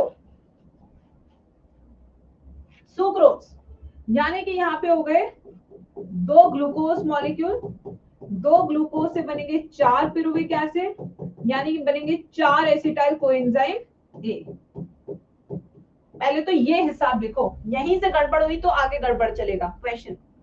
अब 4 साइकिल में, एक साइकिल में 3 NaDH2 बनते हैं, तो 4 में 4 3 12 NaDH2 बने, और 12 जाएंगे इलेक्ट्रॉन ट्रांसपोर्ट चेन में, तो ये देगा आपको 36 ATP। ठीक है, अब आ जाओ यहाँ पे, 4 में 4 FADH2 मिलेंगे आपको, 1 से 2 ATP, तो ये हो गया आपकी 8 ATP। 4 साइकिल में बनेगा आपका 4 GTP मॉलिक्यूल, तो टोटल क्या हो गया 36 plus 8 plus 4 48 ATP. If we digest one molecule of sucrose, will give you high energy. Now next question, you already know what will be my next question.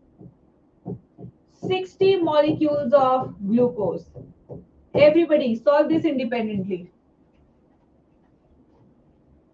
Solve करो. Same pattern of questions. Just to make sure कि हम ज्यादा से ज्यादा calculation करना सीखें.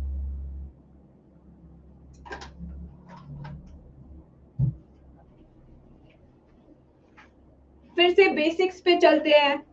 अगर 60 glucose molecule है तो यानी कि 120 पिरुविक एसिड होंगे, यानी कि 120 एसिटाइल कोएंजाइम में होंगे, 120 क्रेब्स साइकिल चलेगी। हर साइकिल में 3 NaDH2 बनते हैं, तो 120 साइकिल में बनेंगे 6 360 NaDH2। बाप रे गाइस, बाप रे, 360 NaDH2। अब ये 360 जाएंगे किस में, हमारे इलेक्ट्रॉन ट्रांसपोर्ट चेन में, तो 6 3 18 3 3 9 10, इतना ATP आपको मिलेगा from NaDH2 if we digest और oxidise 60 molecules of glucose. 120 cycle में एक ही बार FADH2 बनता है, 120, ये इलेक्ट्रॉन ट्रांसपोर्ट चेन में जाएगा तो 240 ATP देगा आपको, 240। और GTP कितने बनेंगे, 120 इंटू 1, 120 GTP आपको मिलेंगे, तो टोटल कितना हो गया 1080 240 120 144 ATP। अरे भाई 1540, तो कोई यार ये गंदी कैलकुलेशन तो मत करो। अब बताओ कैलकुलेशन क्लियर हुई या नहीं हुई। ये तो सिर्फ क्रेब्स साइकिल की थी, अब एक बार पूरी की पूरी ग्लाइकोलिसिस से स्टार्ट करें बेटा, पूरे ग्लूकोज से।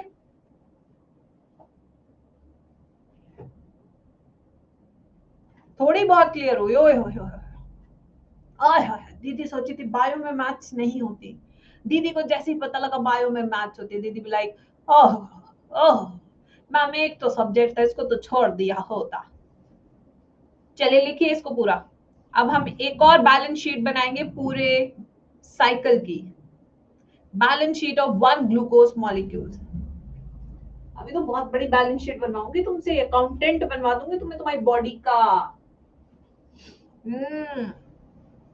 स्कैम हो गया दीदी के साथ यारो, स्कैम हो गया, दीदी ने सोचा था कि मैथ्स नहीं आएगा।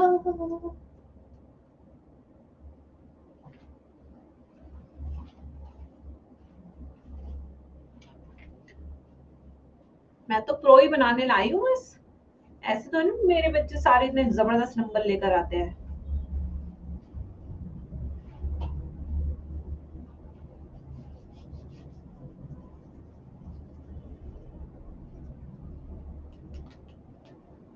चले अब आते हैं बैलेंस शीट। स्पेलिंग गलत हो गई। Balance sheet of aerobic respiration पूरा, ठीक है। इसमें बच्चे कंफ्यूज होते हैं, क्योंकि अब पूरी कैलकुलेशन करनी है ना। आप लोग को स्टेप बाय स्टेप कराओ तो आप लोग को आता है, बट जब पूरी कैलकुलेशन होती है ना तब आप गायब हो जाते हैं। बट आपको गायब नहीं होना है, मैम ने बहुत अच्छे से बताया बच्चों। तो यहाँ पे सबसे पहले हम साइकिल लिखेंगे। कौन सी साइकिल है? ठीक है, number of molecules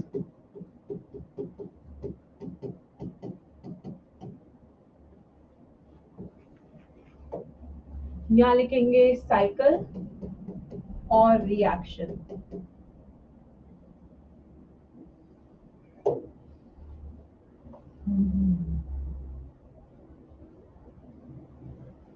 ATP used, ATP और GTP yield,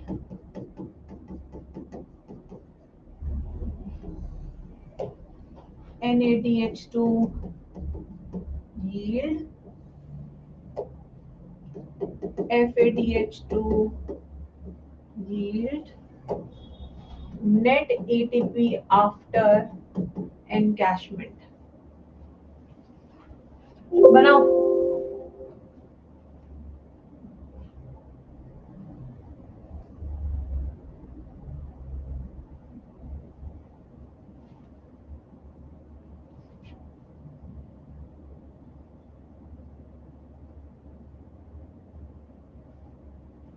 बनाओ ऐसे।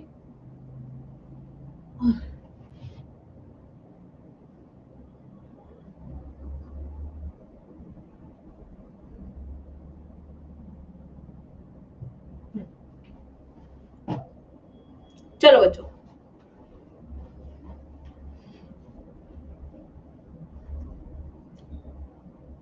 करें स्टार्ट बच्चे। टेबल बना लीजिए, आप लंबी सी टेबल बना लीजिए। मैंने तो बहुत सारी स्लाइड बना ली है, आप एक लंबी सी टेबल बना लीजिए। हम काफी सारे क्वेश्चन यहीं पे करने वाले बच्चों। We are going to do lot of questions here, जब तक आपको बिल्कुल क्रिस्टल क्लियर ना हो जाए चीजें। अभी हम काफी सारे क्वेश्चन प्रैक्टिस करेंगे। तो सबसे पहले नंबर ऑफ मॉलिक्यूल्स, तो यहाँ पे हम लेंगे 1 मॉलिक्यूल ऑफ ग्लूकोज। ये साइकिल है, सबसे पहले ग्लाइकोलिसिस, फिर आएगा आपका लिंक रिएक्शन, और फिर आएगी आपकी क्रेब साइकिल। चलिए बच्चों, पूरा टेबल बनाइए आप। जिनकी जब क्लास है वो जा सकते हैं, मैंने किसी को हाथ पकड़ के रोका नहीं है। और अगर किसी ने बोला किसी और सब्जेक्ट की क्लास है तो उसको क्लास से बैन कर दूंगी, वो अलग। मजाक लगा रखा है हमारी क्लासेस को, हम तो पढ़ाते ही नहीं है। और क्या,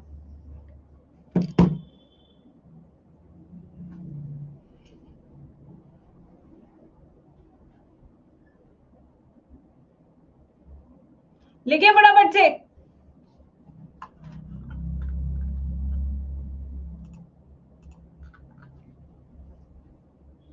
आंसर दीजिए, बनाइए table.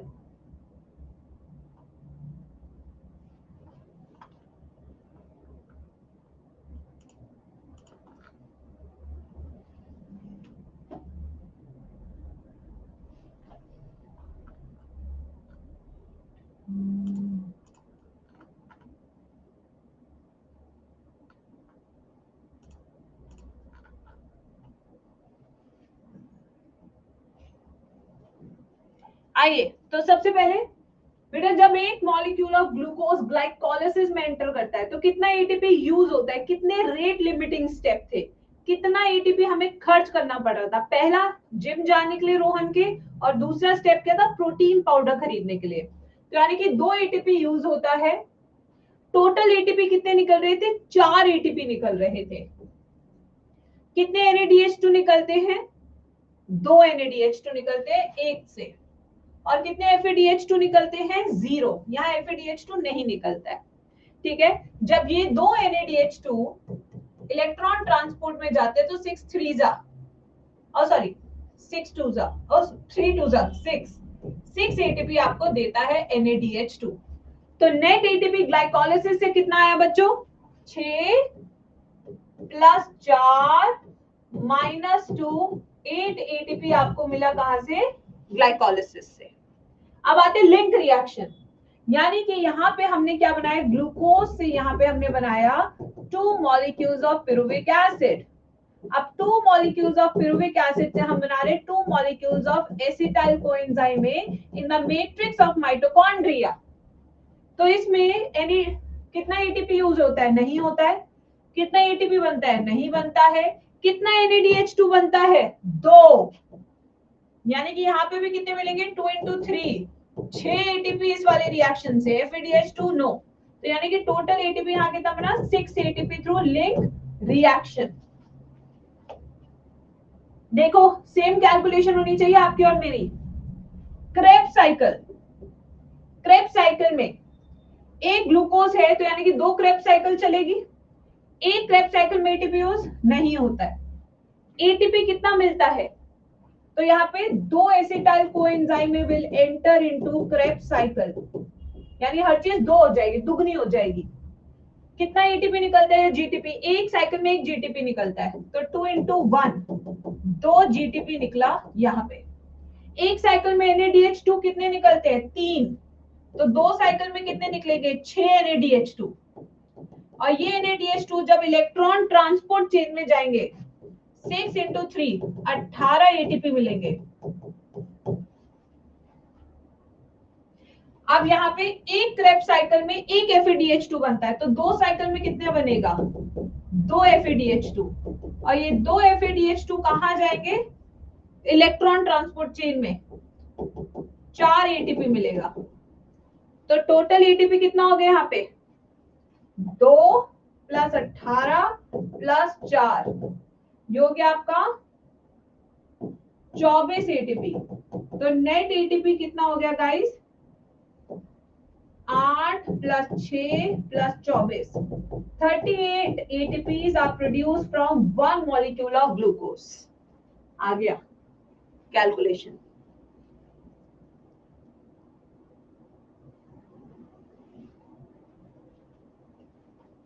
I don't think so यहाँ पे किसी को दिक्कत हुई होगी, क्योंकि मैंने इंडिविजुअली भी सारे बैलेंस शीट लिखवाए हैं साइकिल के बाद, और अब मैं पूरी शीट भी बनवा रही हूँ आप लोग के लिए, पूरी शीट्स। पहले हमने सिंगल शीट बनाई, जैसे ये वाली शीट अभी हमने पीछे बनाई थी, ये देखिए, ये रही वो शीट। अब मैं शुरू से लेके आखिरी तक की कैलकुलेशंस करा रही हूँ बस। अगर आपने भी यही कैलकुलेशन की है तो आप बिल बना के मुझे बता सकते हैं।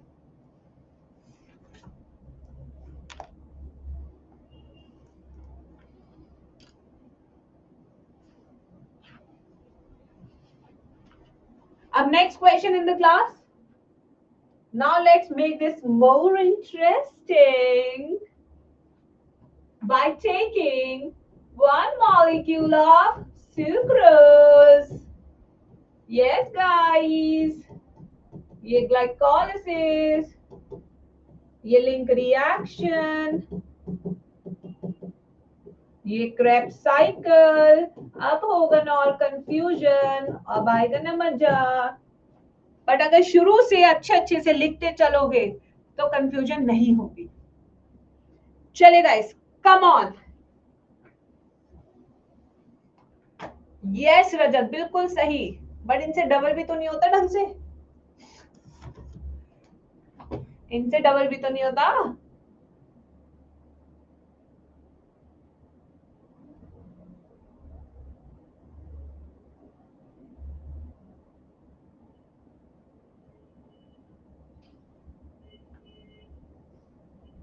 अरे एक एक कैलकुलेशन बताओ सारी, आओ मेरे साथ सॉल्व करो।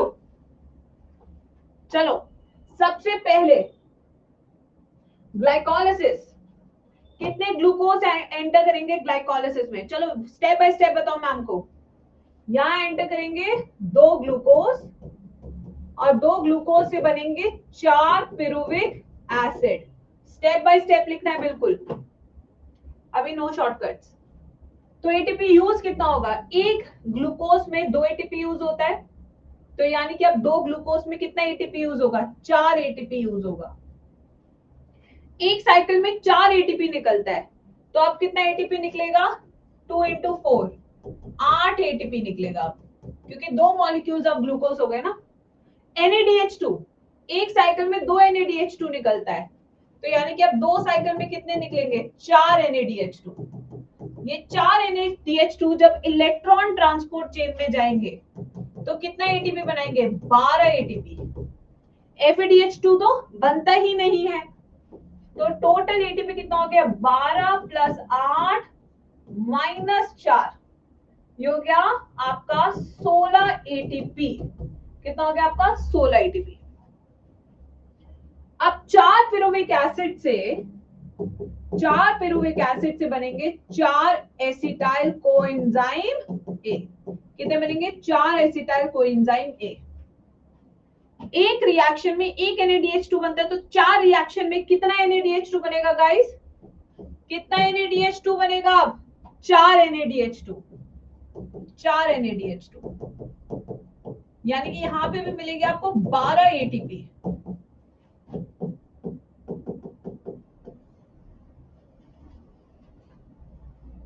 क्रेब्स साइकिल में अब एंटर करेंगे 4 एसिटाइल कोएंजाइम में, यानी कि 4 बार क्रेब्स साइकिल चलानी पड़ेगी। ATP use? नो। जीटीपी कितना निकलेगा? एक में एक निकलता है, तो 4 में 4 जीटीपी मिलेगा। अगर एक साइकिल में 3 NADH2 निकलते हैं तो 4 में कितने निकलेंगे? 12 NADH2। और 12 NADH2 जब इलेक्ट्रॉन ट्रांसपोर्ट में जाएंगे तो आपको मिलेंगे 36 एटीपी। एक साइकिल में एक FADH2 बनता है, तो 4 साइकिल में कितना बनेगा? 4 × 1, 4 FADH2। यही जब इलेक्ट्रॉन ट्रांसपोर्ट चेन में जाएगा तो आपको देगा 8 एटीपी। तो टोटल कितना हो गया? 4 प्लस 36 प्लस 8, ये हो गया 48 एटीपी। तो नेट कितना हो गया? 48 प्लस 12 प्लस 16, ये हो गया 76 एटीपी मिलेगा अगर if you eat 1 molecule of sucrose. बेटा समझ में आ रही है कैलकुलेशंस? एक ही कैलकुलेशन में बार बार रिपीट कराई जा रही हूं कि कहीं पे किसी बच्चे को कंफ्यूजन हो तो वो किसी स्लाइड पे तो क्लियर हो जाके। बाकी जब तक अपने हाथ से नहीं करोगे तब तक समझ नहीं आएगा बच्चे। अपने हाथ से निकालो इन कैलकुलेशन को। Now I am going to give you one homework as well. यहाँ पे अभी क्लास खत्म नहीं हुई है, अभी मेरे को एनसीईआरटी पढ़ाने का है। 60 molecules of glucose, glycolysis, link, Krebs cycle.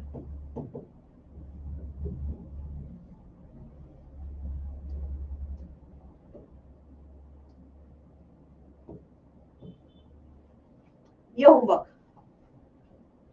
ठीक है। अब आ जाइए, आज देखो हमने क्या पढ़ा है। 2 साइकिल पढ़ी है बस, देखा जाए तो 1 घंटे से ऊपर हो चुका है। क्या पढ़ा है मैंने तुम्हें? देखा जाए तो ये सबसे छोटा चैप्टर है, बता तुम्हें, बट सबसे छोटा चैप्टर है।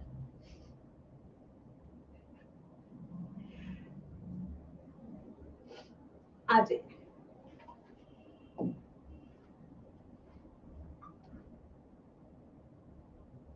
आओ बच्चों आ जाइए।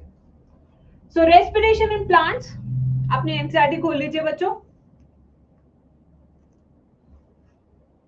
All of us breathe to live, but why is breathing so essential to life? What happens when we breathe? Also, do all living organisms, including plants and microbes, breathe? If so, how? All living organisms need energy for carrying out daily life activities, be it absorption, transport, movement, reproduction, even breathing. Where does all the energy come from? We know we eat food for energy, but how is this energy taken from the food? How is this energy utilized? Do all food give the same amount of energy? Do plants eat? Where do plants get their energy from? And microorganisms, for their energy requirement, do they eat food? सवाल ही पूछ रहा है, जवाब एक ठो भी नहीं दिया है। ठीक है? You may wonder at the several questions raised above. They may seem to be very disconnected, but in reality, the process of breathing is very much connected to the process of energy from food. Let us try and understand how this happens. अभी तो बिल्कुल अंग्रेजी OP चल रहा था, अब आ जाओ facts OP. All the energy required for life processes is obtained from oxidation of some macromolecules that we call food. So technically the energy comes from dash. Energy कहाँ से आती है guys? कहाँ से आ रही है energy? Energy comes from oxidation of macromolecules, oxidation of food. Green plants and cyanobacteria can prepare their own food by the process called photosynthesis. They trap light energy and convert it into chemical energy that is stored in the bonds of carbohydrate like glucose, sucrose and starch. Glucose कौन सा form है? Synthesis का form है। Sucrose कौन सा form है? Travel form है plant के अंदर। और स्टोरेज फॉर्म कौन सा है? स्टार्च। ये चीज बार बार मैं लिखती हूँ, पता होनी चाहिए। We must remember that in green plants too, not all cells, tissues and organs perform photosynthesis, only cell containing chloroplast. तो सारे सेल्स फोटोसिंथेसिस नहीं करते, जिनके पास क्लोरोप्लास्ट होते हैं सिर्फ वही फोटोसिंथेसिस करते हैं। That are most often located in the superficial layer carry out photosynthesis. Hence, even in green plants, all other organ tissues and cells that are non-green need food for oxidation. Hence, food has to be translocated to the non-green parts. Animals are heterotrophic; they obtain food from plants. बेटा यहां तक ऐसा कुछ लग रहा है कि NCERT में समझ नहीं आया तो मैं समझाऊं, ठीक है? अब एनिमल्स जो है डायरेक्टली खा सकते हैं प्लांट्स को, तो उसे हर्बिवोर कहते हैं। इनडायरेक्टली खाते तो हम कार्निवोर्स कहते हैं। सैप्रोफाइट्स में आती है आपकी जैसे फंजी, जैसे आपके बैक्टीरियास, ठीक है? कौन आते हैं? बैक्टीरियास। और आते हैं आपकी फंजी, ठीक है? Fungi and bacteria.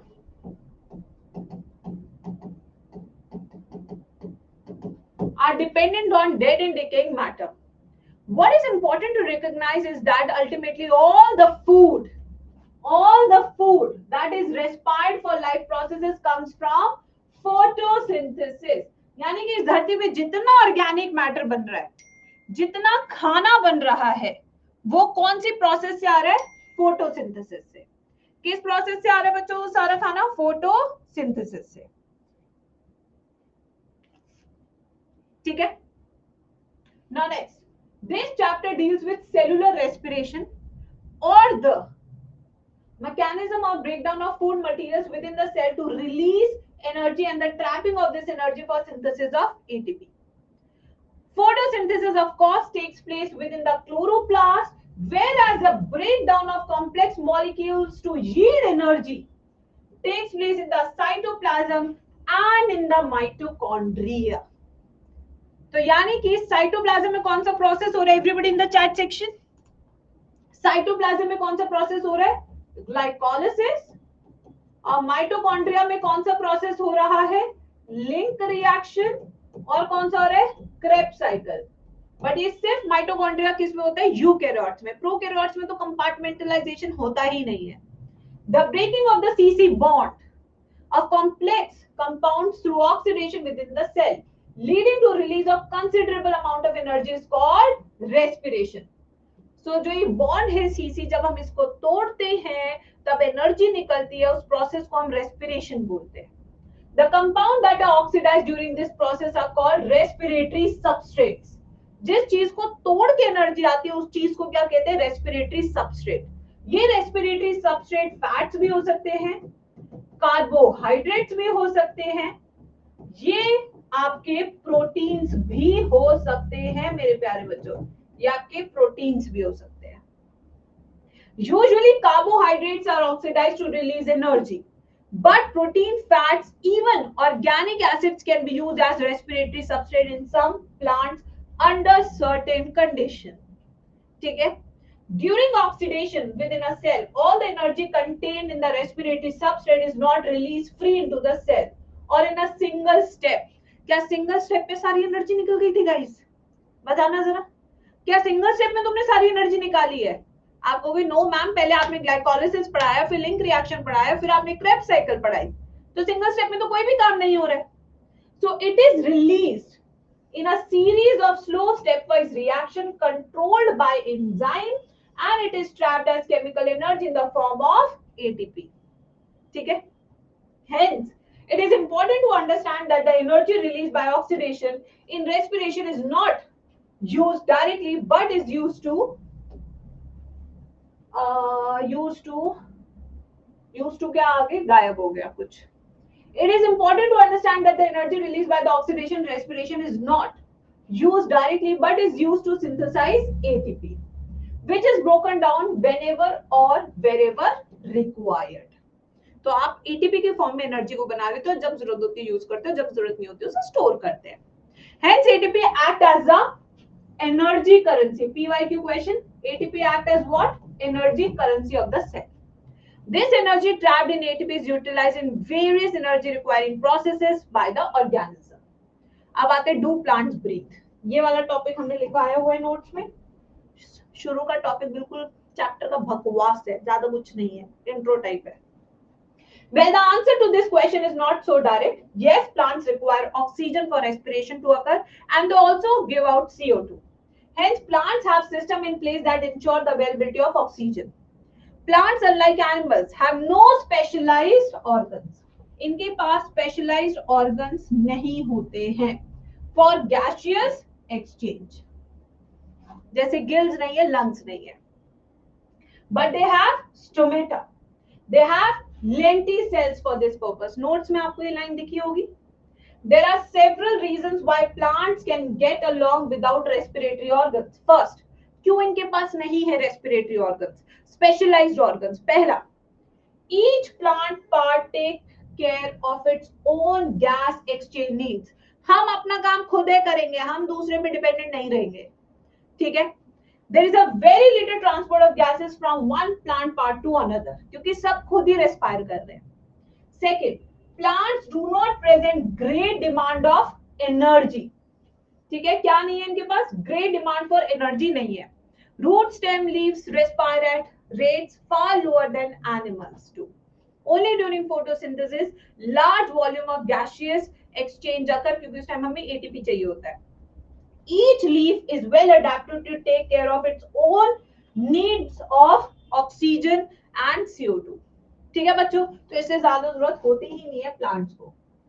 Each living cell in a plant is located quite close to the surface of the plant. This is true for leaves. You may ask, but what about thick woody stems and roots? चलिए तो पतले part हो गए. What about the जो मोटे मोटे stems? In stems, living cells are organized in thin layers inside and beneath the bark. They also have opening called lenticels. तो lenticels कहाँ काम आते हैं? जहां मोटी लकड़ी होती है. ठीक है. स्टोमेटा कहाँ काम आता है? लीफ में, जो ऑलरेडी पतला स्ट्रक्चर है. The cells in the interior are dead and provide only mechanical support. Thus, most of the plants have at least a part surface in contact with air. मोटों के पास क्या है? lenticels.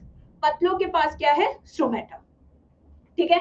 Now, this is also facilitated by the loose packaging of parenchyma cells in leaves and stem roots, which provide an interconnected network of air spaces.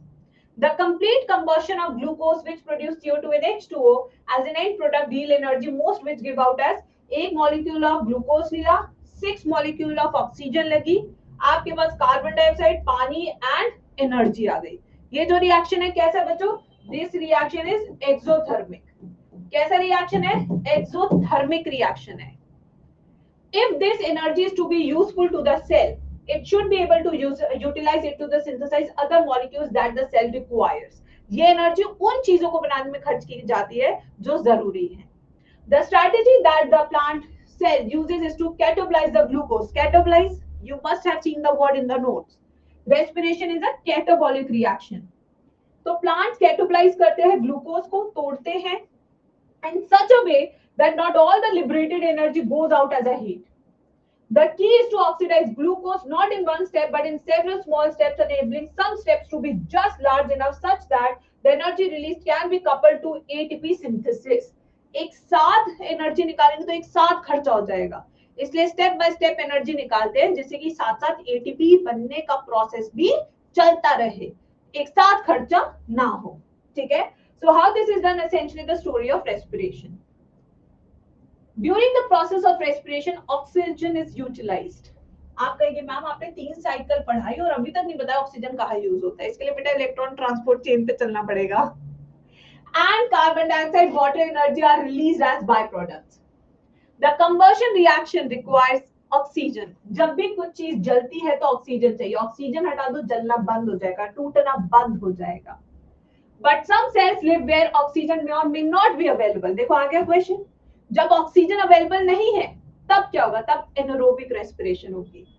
So there are sufficient reason to believe that the first cells on this planet lived in the atmosphere that lacked oxygen were anaerobes। तो इस धरती पे पहले aerobes आए या anaerobes आए, ये question बताइए, इसका आंसर बताइए। इस धरती पे पहले एरोब्स आए या एनारोब्स? पहले एनारोब्स आए, क्योंकि पहले ऑक्सीजन थी ही नहीं। ठीक है। Even among present day living organisms, we know for several that are adapted to anaerobic condition. Some of these organisms are facultative anaerobes, while in others the requirement for anaerobic condition is obligate। Obligate मतलब compulsory, वो oxygen के साथ रह ही नहीं सकते। तो there are obligate anaerobes as well। In any case, all living organisms retain the enzymatic machinery to partially oxidize glucose without the help of oxygen। This breakdown of glucose to pyruvic acid is called glycolysis, which is independent of oxygen। चाहे oxygen हो ना हो, pyruvic acid तो बन के रहेगा। अब आते हैं ग्लाइकोलिसिस। आज ग्लाइकोलिसिस से शुरू करते हैं। क्लास को मैंने एक्सटेंड कर दिया है। The term glycolysis has originated from the Greek word। कौन से वर्ड से आया ये? ग्रीक वर्ड से। ग्लाइकोज का मतलब है शुगर, ग्लाइकोज का मतलब क्या है? शुगर। एंड लिसिस का मतलब होता है स्प्लिटिंग, यानी कि शुगर स्प्लिटिंग इज ग्लाइकोलिसिस। हाँ, you can say that Akshara. The scheme of glycolysis was given by Gustav Embden, Otto Meyerhof and J. Pernus and is often referred to as EMP pathway। क्या ये चीज आपने notes में देखी? What is EMP pathway? Emden, Meyerhof, Pernus pathway। In anaerobic organism, it is the only process in respiration। जो anaerobic organism उनमें सिर्फ glycolysis ही होता है, आगे होता ही नहीं aerobic respiration वाला part। So this lines become very important for NEET exam कि anaerobes में it is the only process of respiration। ये भी एक मैं क्वेश्चन दे सकती हूँ स्टेटमेंट बेस्ड वाले में। Glycolysis occur in the cytoplasm. कहाँ होती है ग्लाइकोलिसिस? साइटोप्लाज्म में। And is present in all living organism, यानी कि यूनिवर्सल प्रोसेस है। एक ऐसी प्रोसेस जो सारे लिविंग ऑर्गेनिज्म में प्रेजेंट होती है। क्या नाम है उसका? ग्लाइकोलिसिस। लिख देते हैं present in all living organisms. In plants, this glucose is derived from carbohydrates। Sucrose is converted into glucose and fructose by the enzyme invertase। इसी एंजाइम का दूसरा नाम है sucrase। And these two monosaccharides readily enter the glycolytic pathway। तो यानी कि sucrose को किस में तोड़ा? इन्वर्टेज की मदद से, ग्लूकोज एंड फ्रक्टोज में। ये दोनों एंटर करेंगे ग्लाइकोलिसिस पाथवे में। Glucose fructose are phosphorylated to give rise to glucose 6 phosphate। किसमें? glucose 6 phosphate। ग्लूकोज से पहले glucose 6 phosphate बनेगा और फ्रक्टोज से बनेगा fructose 6 phosphate। ठीक है, इससे बनेगा fructose 6 phosphate। अब देखिए बेटा, ये पूरा स्टेप है, इसी को एनसीईआरटी ने लिखा हुआ है, एक बार इसको देख लेते हैं। तो ये पहला स्टेप क्या था? ग्लूकोज से ग्लूकोज 6 phosphate, इस पे एनर्जी लग रही है, तो ये कैसा स्टेप कहलाएगा? This will B rate limiting step और एनर्जी इन्वेस्टिंग स्टेप। एंजाइम कौन सा था? हेक्सोकाइनेज। एंजाइम कौन सा था? Hexokinase. Glucose 6 phosphate, fructose 6 phosphate, phospho fructo isomerase. क्या था एंजाइम का नाम? Phospho fructo isomerase. Fructose 6 phosphate यहां पे ऐड करेगा। ठीक है, अब आते हैं नेक्स्ट। फ्रक्टोज 6 फॉस्फेट से फ्रक्टोज 1,6 बाइफॉस्फेट। रुको, मच्छर मार रही थी। फ्रक्टोज से फ्रक्टोज 1,6 बाइफॉस्फेट, यानी कि एक और फॉस्फेट ऐड हुआ है, तो ये भी हमारा क्या कहलाएगा? This will be are rate limiting step. ये भी हमारा रेट लिमिटिंग स्टेप है। एंजाइम का नाम क्या था बच्चों? फॉस्फोफ्रक्टोकाइनेज। क्या नाम था? फॉस्फोफ्रक्टोकाइनेज। अब यहाँ पे दो डोले, anybody who can tell me the name of the enzyme? दो डोले बन गए हैं, एल्डोलेजेस, एल्डोलेजेस। यहाँ पे तीन तीन कार्बन के दो मॉलिक्यूल्स बने जो आपस में इंटरचेंजेबल है। तो यहाँ पे हमने 2 मॉलिक्यूल्स ले लिए ग्लिसरॉल्डिहाइड 3 फॉस्फेट के। तो यहाँ पे हमने कितने ले लिए? जैसे कि आप देख रहे हैं यहाँ पे हम ले रहे हैं 2 मॉलिक्यूल्स। अगर इन्होंने 1 को लेके कैलकुलेट किया है, मैंने 2 मॉलिक्यूल से कैलकुलेशन कराई है आपको। तो यहाँ 2 मॉलिक्यूल्स, ये हो गया 2NaDH2 और क्या बनेगा? 1,3 बाइफॉस्फेट, बाइफॉस्फोग्लिसरिक एसिड। फिर बनेगा इससे 3 फॉस्फोग्लिसरिक एसिड और यहाँ मिलेगा 2 मॉलिक्यूल्स ऑफ ATP। फिर इससे बनेगा 2 फॉस्फोग्लिसरेट, फिर बनेगा इससे फॉस्फोइनॉल पिरुवेट, 2 मॉलिक्यूल्स ऑफ H2O बाहर। इनॉल से बनेगा पिरुविक एसिड, 2 मॉलिक्यूल्स ऑफ ATP बाहर। ये हो गए आपके सारे। तो यहाँ मिले आपको 2 + 2 ATP, 2 NaDH2, ये आपको मिला है। और इन्वेस्ट कितना किया आपने? 2 ATP। तो टोटल आ गया आपका 8 ATP। This is your glycolysis. ये पूरा समझा चुकी हूं मैं, बट हम पढ़ रहे हैं, ठीक है। Now are phosphorylated to give rise to glucose 6 phosphate by the activity of the enzyme hexokinase। ये hexokinase लिख लेना, एनसीईआरटी ने मेंशन किया है। This phosphorylated form of glucose then isomerizes to produce fructose 6 phosphate। तो यहाँ पे isomerizes, isomerase। फिर आते हैं next, subsequent step of metabolism of glucose and fructose are same। The various steps of glycolysis are depicted in 12.1। यही है वो 12.1। In glycolysis a chain of 10 reaction, total कितने reaction है glycolysis में? 10 reaction है, ठीक है। Under the control of different enzymes takes place to produce pyruvate from glucose। कितने pyruvate मिलेंगे? 2 molecules of। While studying the steps of glycolysis, please note that the steps at which utilization of synthesis of ATP or NADH2 takes place। अब मैं यहाँ पे question लिख रही हूँ, आप आंसर देंगे सर। क्वेश्चन वाइट से लिख देते ऊपर। At how many steps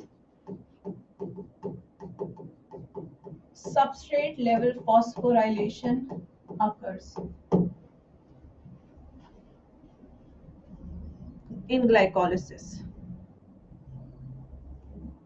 जिसको पता होगा ना what is substrate level of phosphorylation, वही आंसर बता सकते हैं।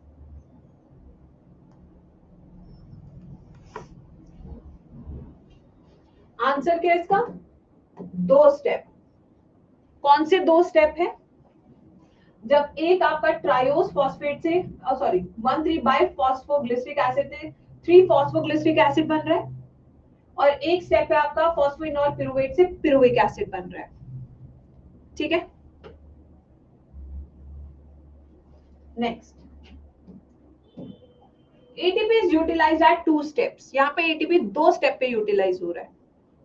First in the conversion of glucose से ग्लूकोज 6 फॉस्फेट, सेकंड से फ्रक्टोज 6 फॉस्फेट से फ्रक्टोज 1,6 बाइफॉस्फेट। तो ये दोनों ही स्टेप्स आपके क्या होंगे?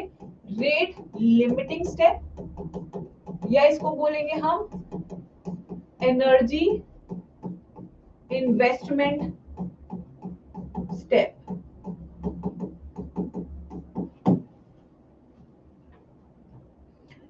The fructose 1,6 biphosphate is split into dihydroxyacetone phosphate, जिसे हम DHAP कहते हैं, and दूसरा है 3-phosphoglyceraldehyde PGL।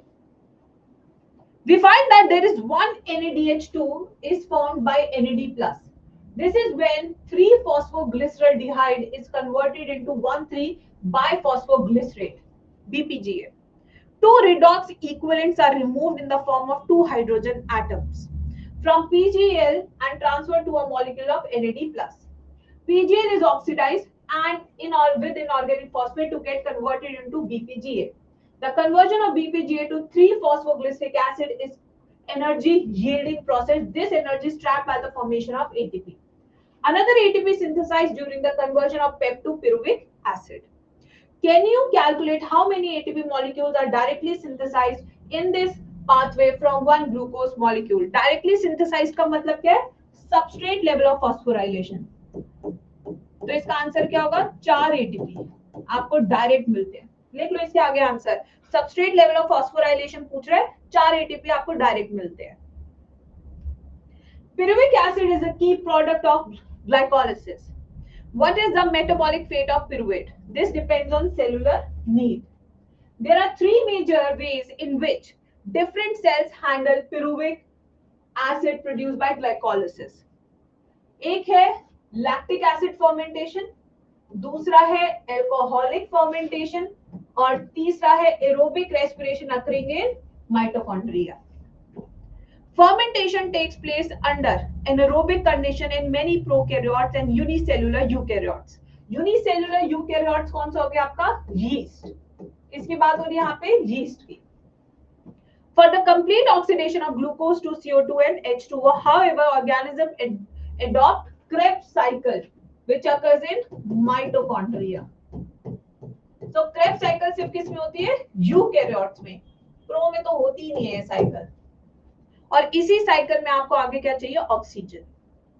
Fermentation. In fermentation say by yeast the incomplete oxidation, very important, incomplete oxidation of glucose is achieved under anaerobic condition in the absence of oxygen by sets of reaction where pyruvic acid is converted into CO2 and ethanol.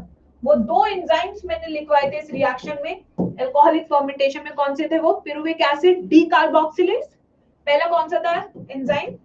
pyruvic acid decarboxylase. और दूसरा enzyme कौन सा था जो इस reaction में use हुआ था जिससे इथेनॉल मिलता है? Alcohol dehydrogenase. ये दो एंजाइम यूज होते हैं अल्कोहलिक फर्मेंटेशन में. दिस एंजाइम, द एंजाइम्स, ये एंजाइम्स ऊपर मैंने लिख दिए हैं. pyruvic acid decarboxylase, लो आ ही गया, and alcohol dehydrogenase catalyze these reaction. ठीक है. Other organism like some bacteria produce lactic acid from pyruvic acid. और ये बैक्टीरिया कौन सा है? लैक्टोबैसिलस. कौन सा bacteria? Lactobacillus. In animal cells also like muscles, during exercise when oxygen is inadequate for cellular respiration, pyruvic acid is reduced to lactic acid by lactate dehydrogenase. This is an enzyme in muscle cell. This reducing in both the, also this agent is NADH2 is reduced to, oxidized to NAD plus in both the processes. दोनों ही process में होगा NADH2 से NAD plus बनेगा. ठीक है,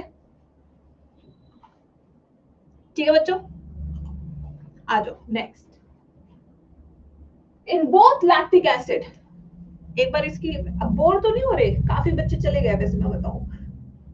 हाँ, in both lactic acid and alcohol fermentation not much energy is released. ये लिखवाया था मैंने.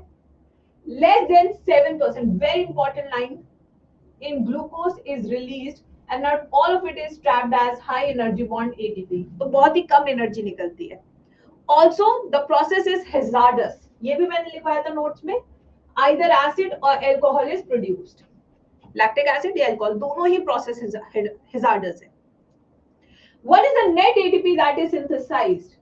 Calculate how many ATP are synthesized and deduct the number of ATP utilized during glycolysis when one molecule of glucose is fermented to alcohol or lactic acid. भाई 2 ATP. लो answer लिखवा देती हूँ इस question का. इतना भी कोई संगीन नहीं था. आंसर बच्चों को पहले लिखवा दिया नोट्स में. Yeast concentration of alcohol reaches about 13%. इससे क्या होगा? Yeast poisoning. अगर इससे ज्यादा हो गया 13% से तो क्या हो जाएगा? Yeast poisoning हो जाएगा. What then would be the maximum concentration of alcohol in beverages? अरे आप बहुत कर सकते हो आप distillation से. How do you think alcoholic beverages of alcohol content greater than the concentration are obtained? Distillation. कौन सा process है? Distillation, guys. What then is the process by which organism can carry out complete oxidation of glucose and extract the energy stored to it? ठीक है? synthesize a large number of ATP molecules needed for cellular metabolism. In eukaryotes, these steps takes place within the mitochondria. This requires oxygen. Aerobic respiration is a process that leads to a complete oxidation of glucose in the presence of oxygen, releases CO2, water, and large amount of energy from the substrate. This type of respiration is common in higher organisms like vertebrates. अब आते हैं aerobic respiration. उससे पहले मैं पानी पीऊंगी. बस ma'am.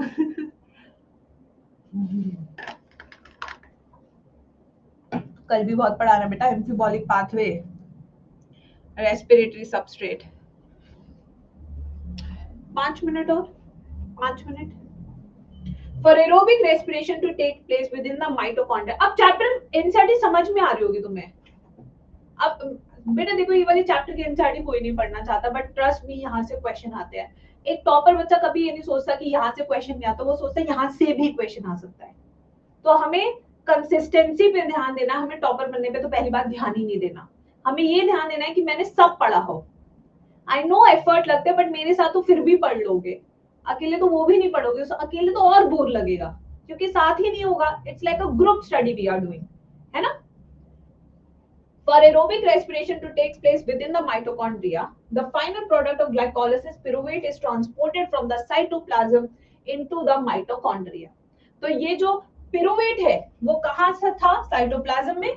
अब कहां जा रहा है? मैट्रिक्स ऑफ माइटोकॉन्ड्रिया में. The crucial event in aerobic respiration are, अब आ जाओ देखते हैं. The complete oxidation of pyruvate by the stepwise removal of all the hydrogen atom, leaving 3 molecules of CO2. यानी कि सारा हाइड्रोजन उड़ाने वाले गाइस. अब the passing on the electron removed as part of the hydrogen atom to molecular oxygen with simultaneously synthesis of ATP. ये पता है किसकी लाइन है? इलेक्ट्रॉन ट्रांसपोर्ट चेन की. पहले स्टेप में आपने क्या किया? हाइड्रोजन को रिमूव किया. हाइड्रोजन निकालोगे तो इलेक्ट्रॉन निकलेगा साथ में. देखो समझो, H+ निकालोगे तो ये भी तो निकलेगा. ये वाला आपने रिमूव किया, ये वाला आपने इलेक्ट्रॉन ट्रांसपोर्ट चेन में भेजा और वहां से आपने क्या बना लिया? ATP. ये है. तो पहला वाला स्टेप में हम क्रेब्स साइकिल में क्या कर रहे हैं? हाइड्रोजन को रिमूव कर रहे हैं. जब वो रिमूव हो रहा है तो इलेक्ट्रॉन निकलेगा. इलेक्ट्रॉन से हम एनर्जी ट्रैप कर रहे हैं. तो ये दोनों स्टेप बाय स्टेप चल रहे हैं. ठीक है. Yes. Now what is interesting to note that is that the first process takes place in the matrix of the mitochondria. Very important line. While the second process is located on the inner mitochondrial membrane of the mitochondria, जहां पे चलेगी आपकी electron transport chain. Pyruvate, which is formed by glycolysis, catabolism of carbohydrate in the cytosol, after it enters matrix of mitochondria undergoes oxidative decarboxylation. Very important word. क्या हो रहा है इसका? Oxidative decarboxylation हो रहा है. किसका? पिरुवेट का. By a complex set of reaction catalyzed with pyruvic dehydrogenase enzyme. इसे चाहिए मैग्नीशियम. तो पिरुविक एसिड 2 molecules of कोएंजाइम में 2 molecules of NAD+ मिलेगा. 2 molecules of acetyl coenzyme में 2 molecules of CO2 and 2 molecules of NADH2. ये reaction. This is called link reaction. कहाँ हो रहा है ये? मैट्रिक्स में. कैसा रिएक्शन है? Oxidative decarboxylation.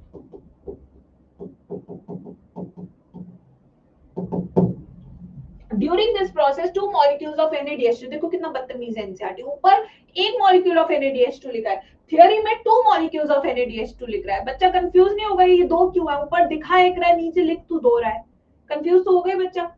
2 molecules of NADH2 are produced from the metabolism of 2 molecules of pyruvic acid. ये देखो, from 1 glucose. The acetyl coenzyme then enters a cyclic pathway TCA or Krebs cycle. तो फिर reaction में भी भाई 2 लिख देता. अगर आप थियरी में 2 लिख रहे हो तो ऊपर भी 2 लिख देते. कम से कम बच्चा कंफ्यूज तो नहीं होता कि लिख क्या रहे हो और दिखा क्या रहे हो. ऐसा नहीं करना चाहिए. बच्चा कंफ्यूज होता है. बच्चा बहुत छोटा है. बच्चा पहली बार पढ़ रहा है. अब बच्चों कल हम करेंगे, होमवर्क कर लेना, मैंने होमवर्क दिया है। कल मैं आपको कराऊंगी क्रेब्स साइकिल की थ्योरी सबसे पहले, फिर इलेक्ट्रॉन ट्रांसपोर्ट चेन है हमारी, ये इसके सारे पॉइंट्स है, एम्फीबॉलिक पाथवे है, रेस्पिरेटरी क्वेश्चन है। मुझे नहीं लगा था कि इस चैप्टर में मुझे 3 क्लास लगेगी, मुझे लगा था 2 में खत्म हो जाएगा, बट ऐसा नहीं हुआ। सपने मेरे सपने रह गए। कल मिलते हैं, ठीक है फिर, चलो।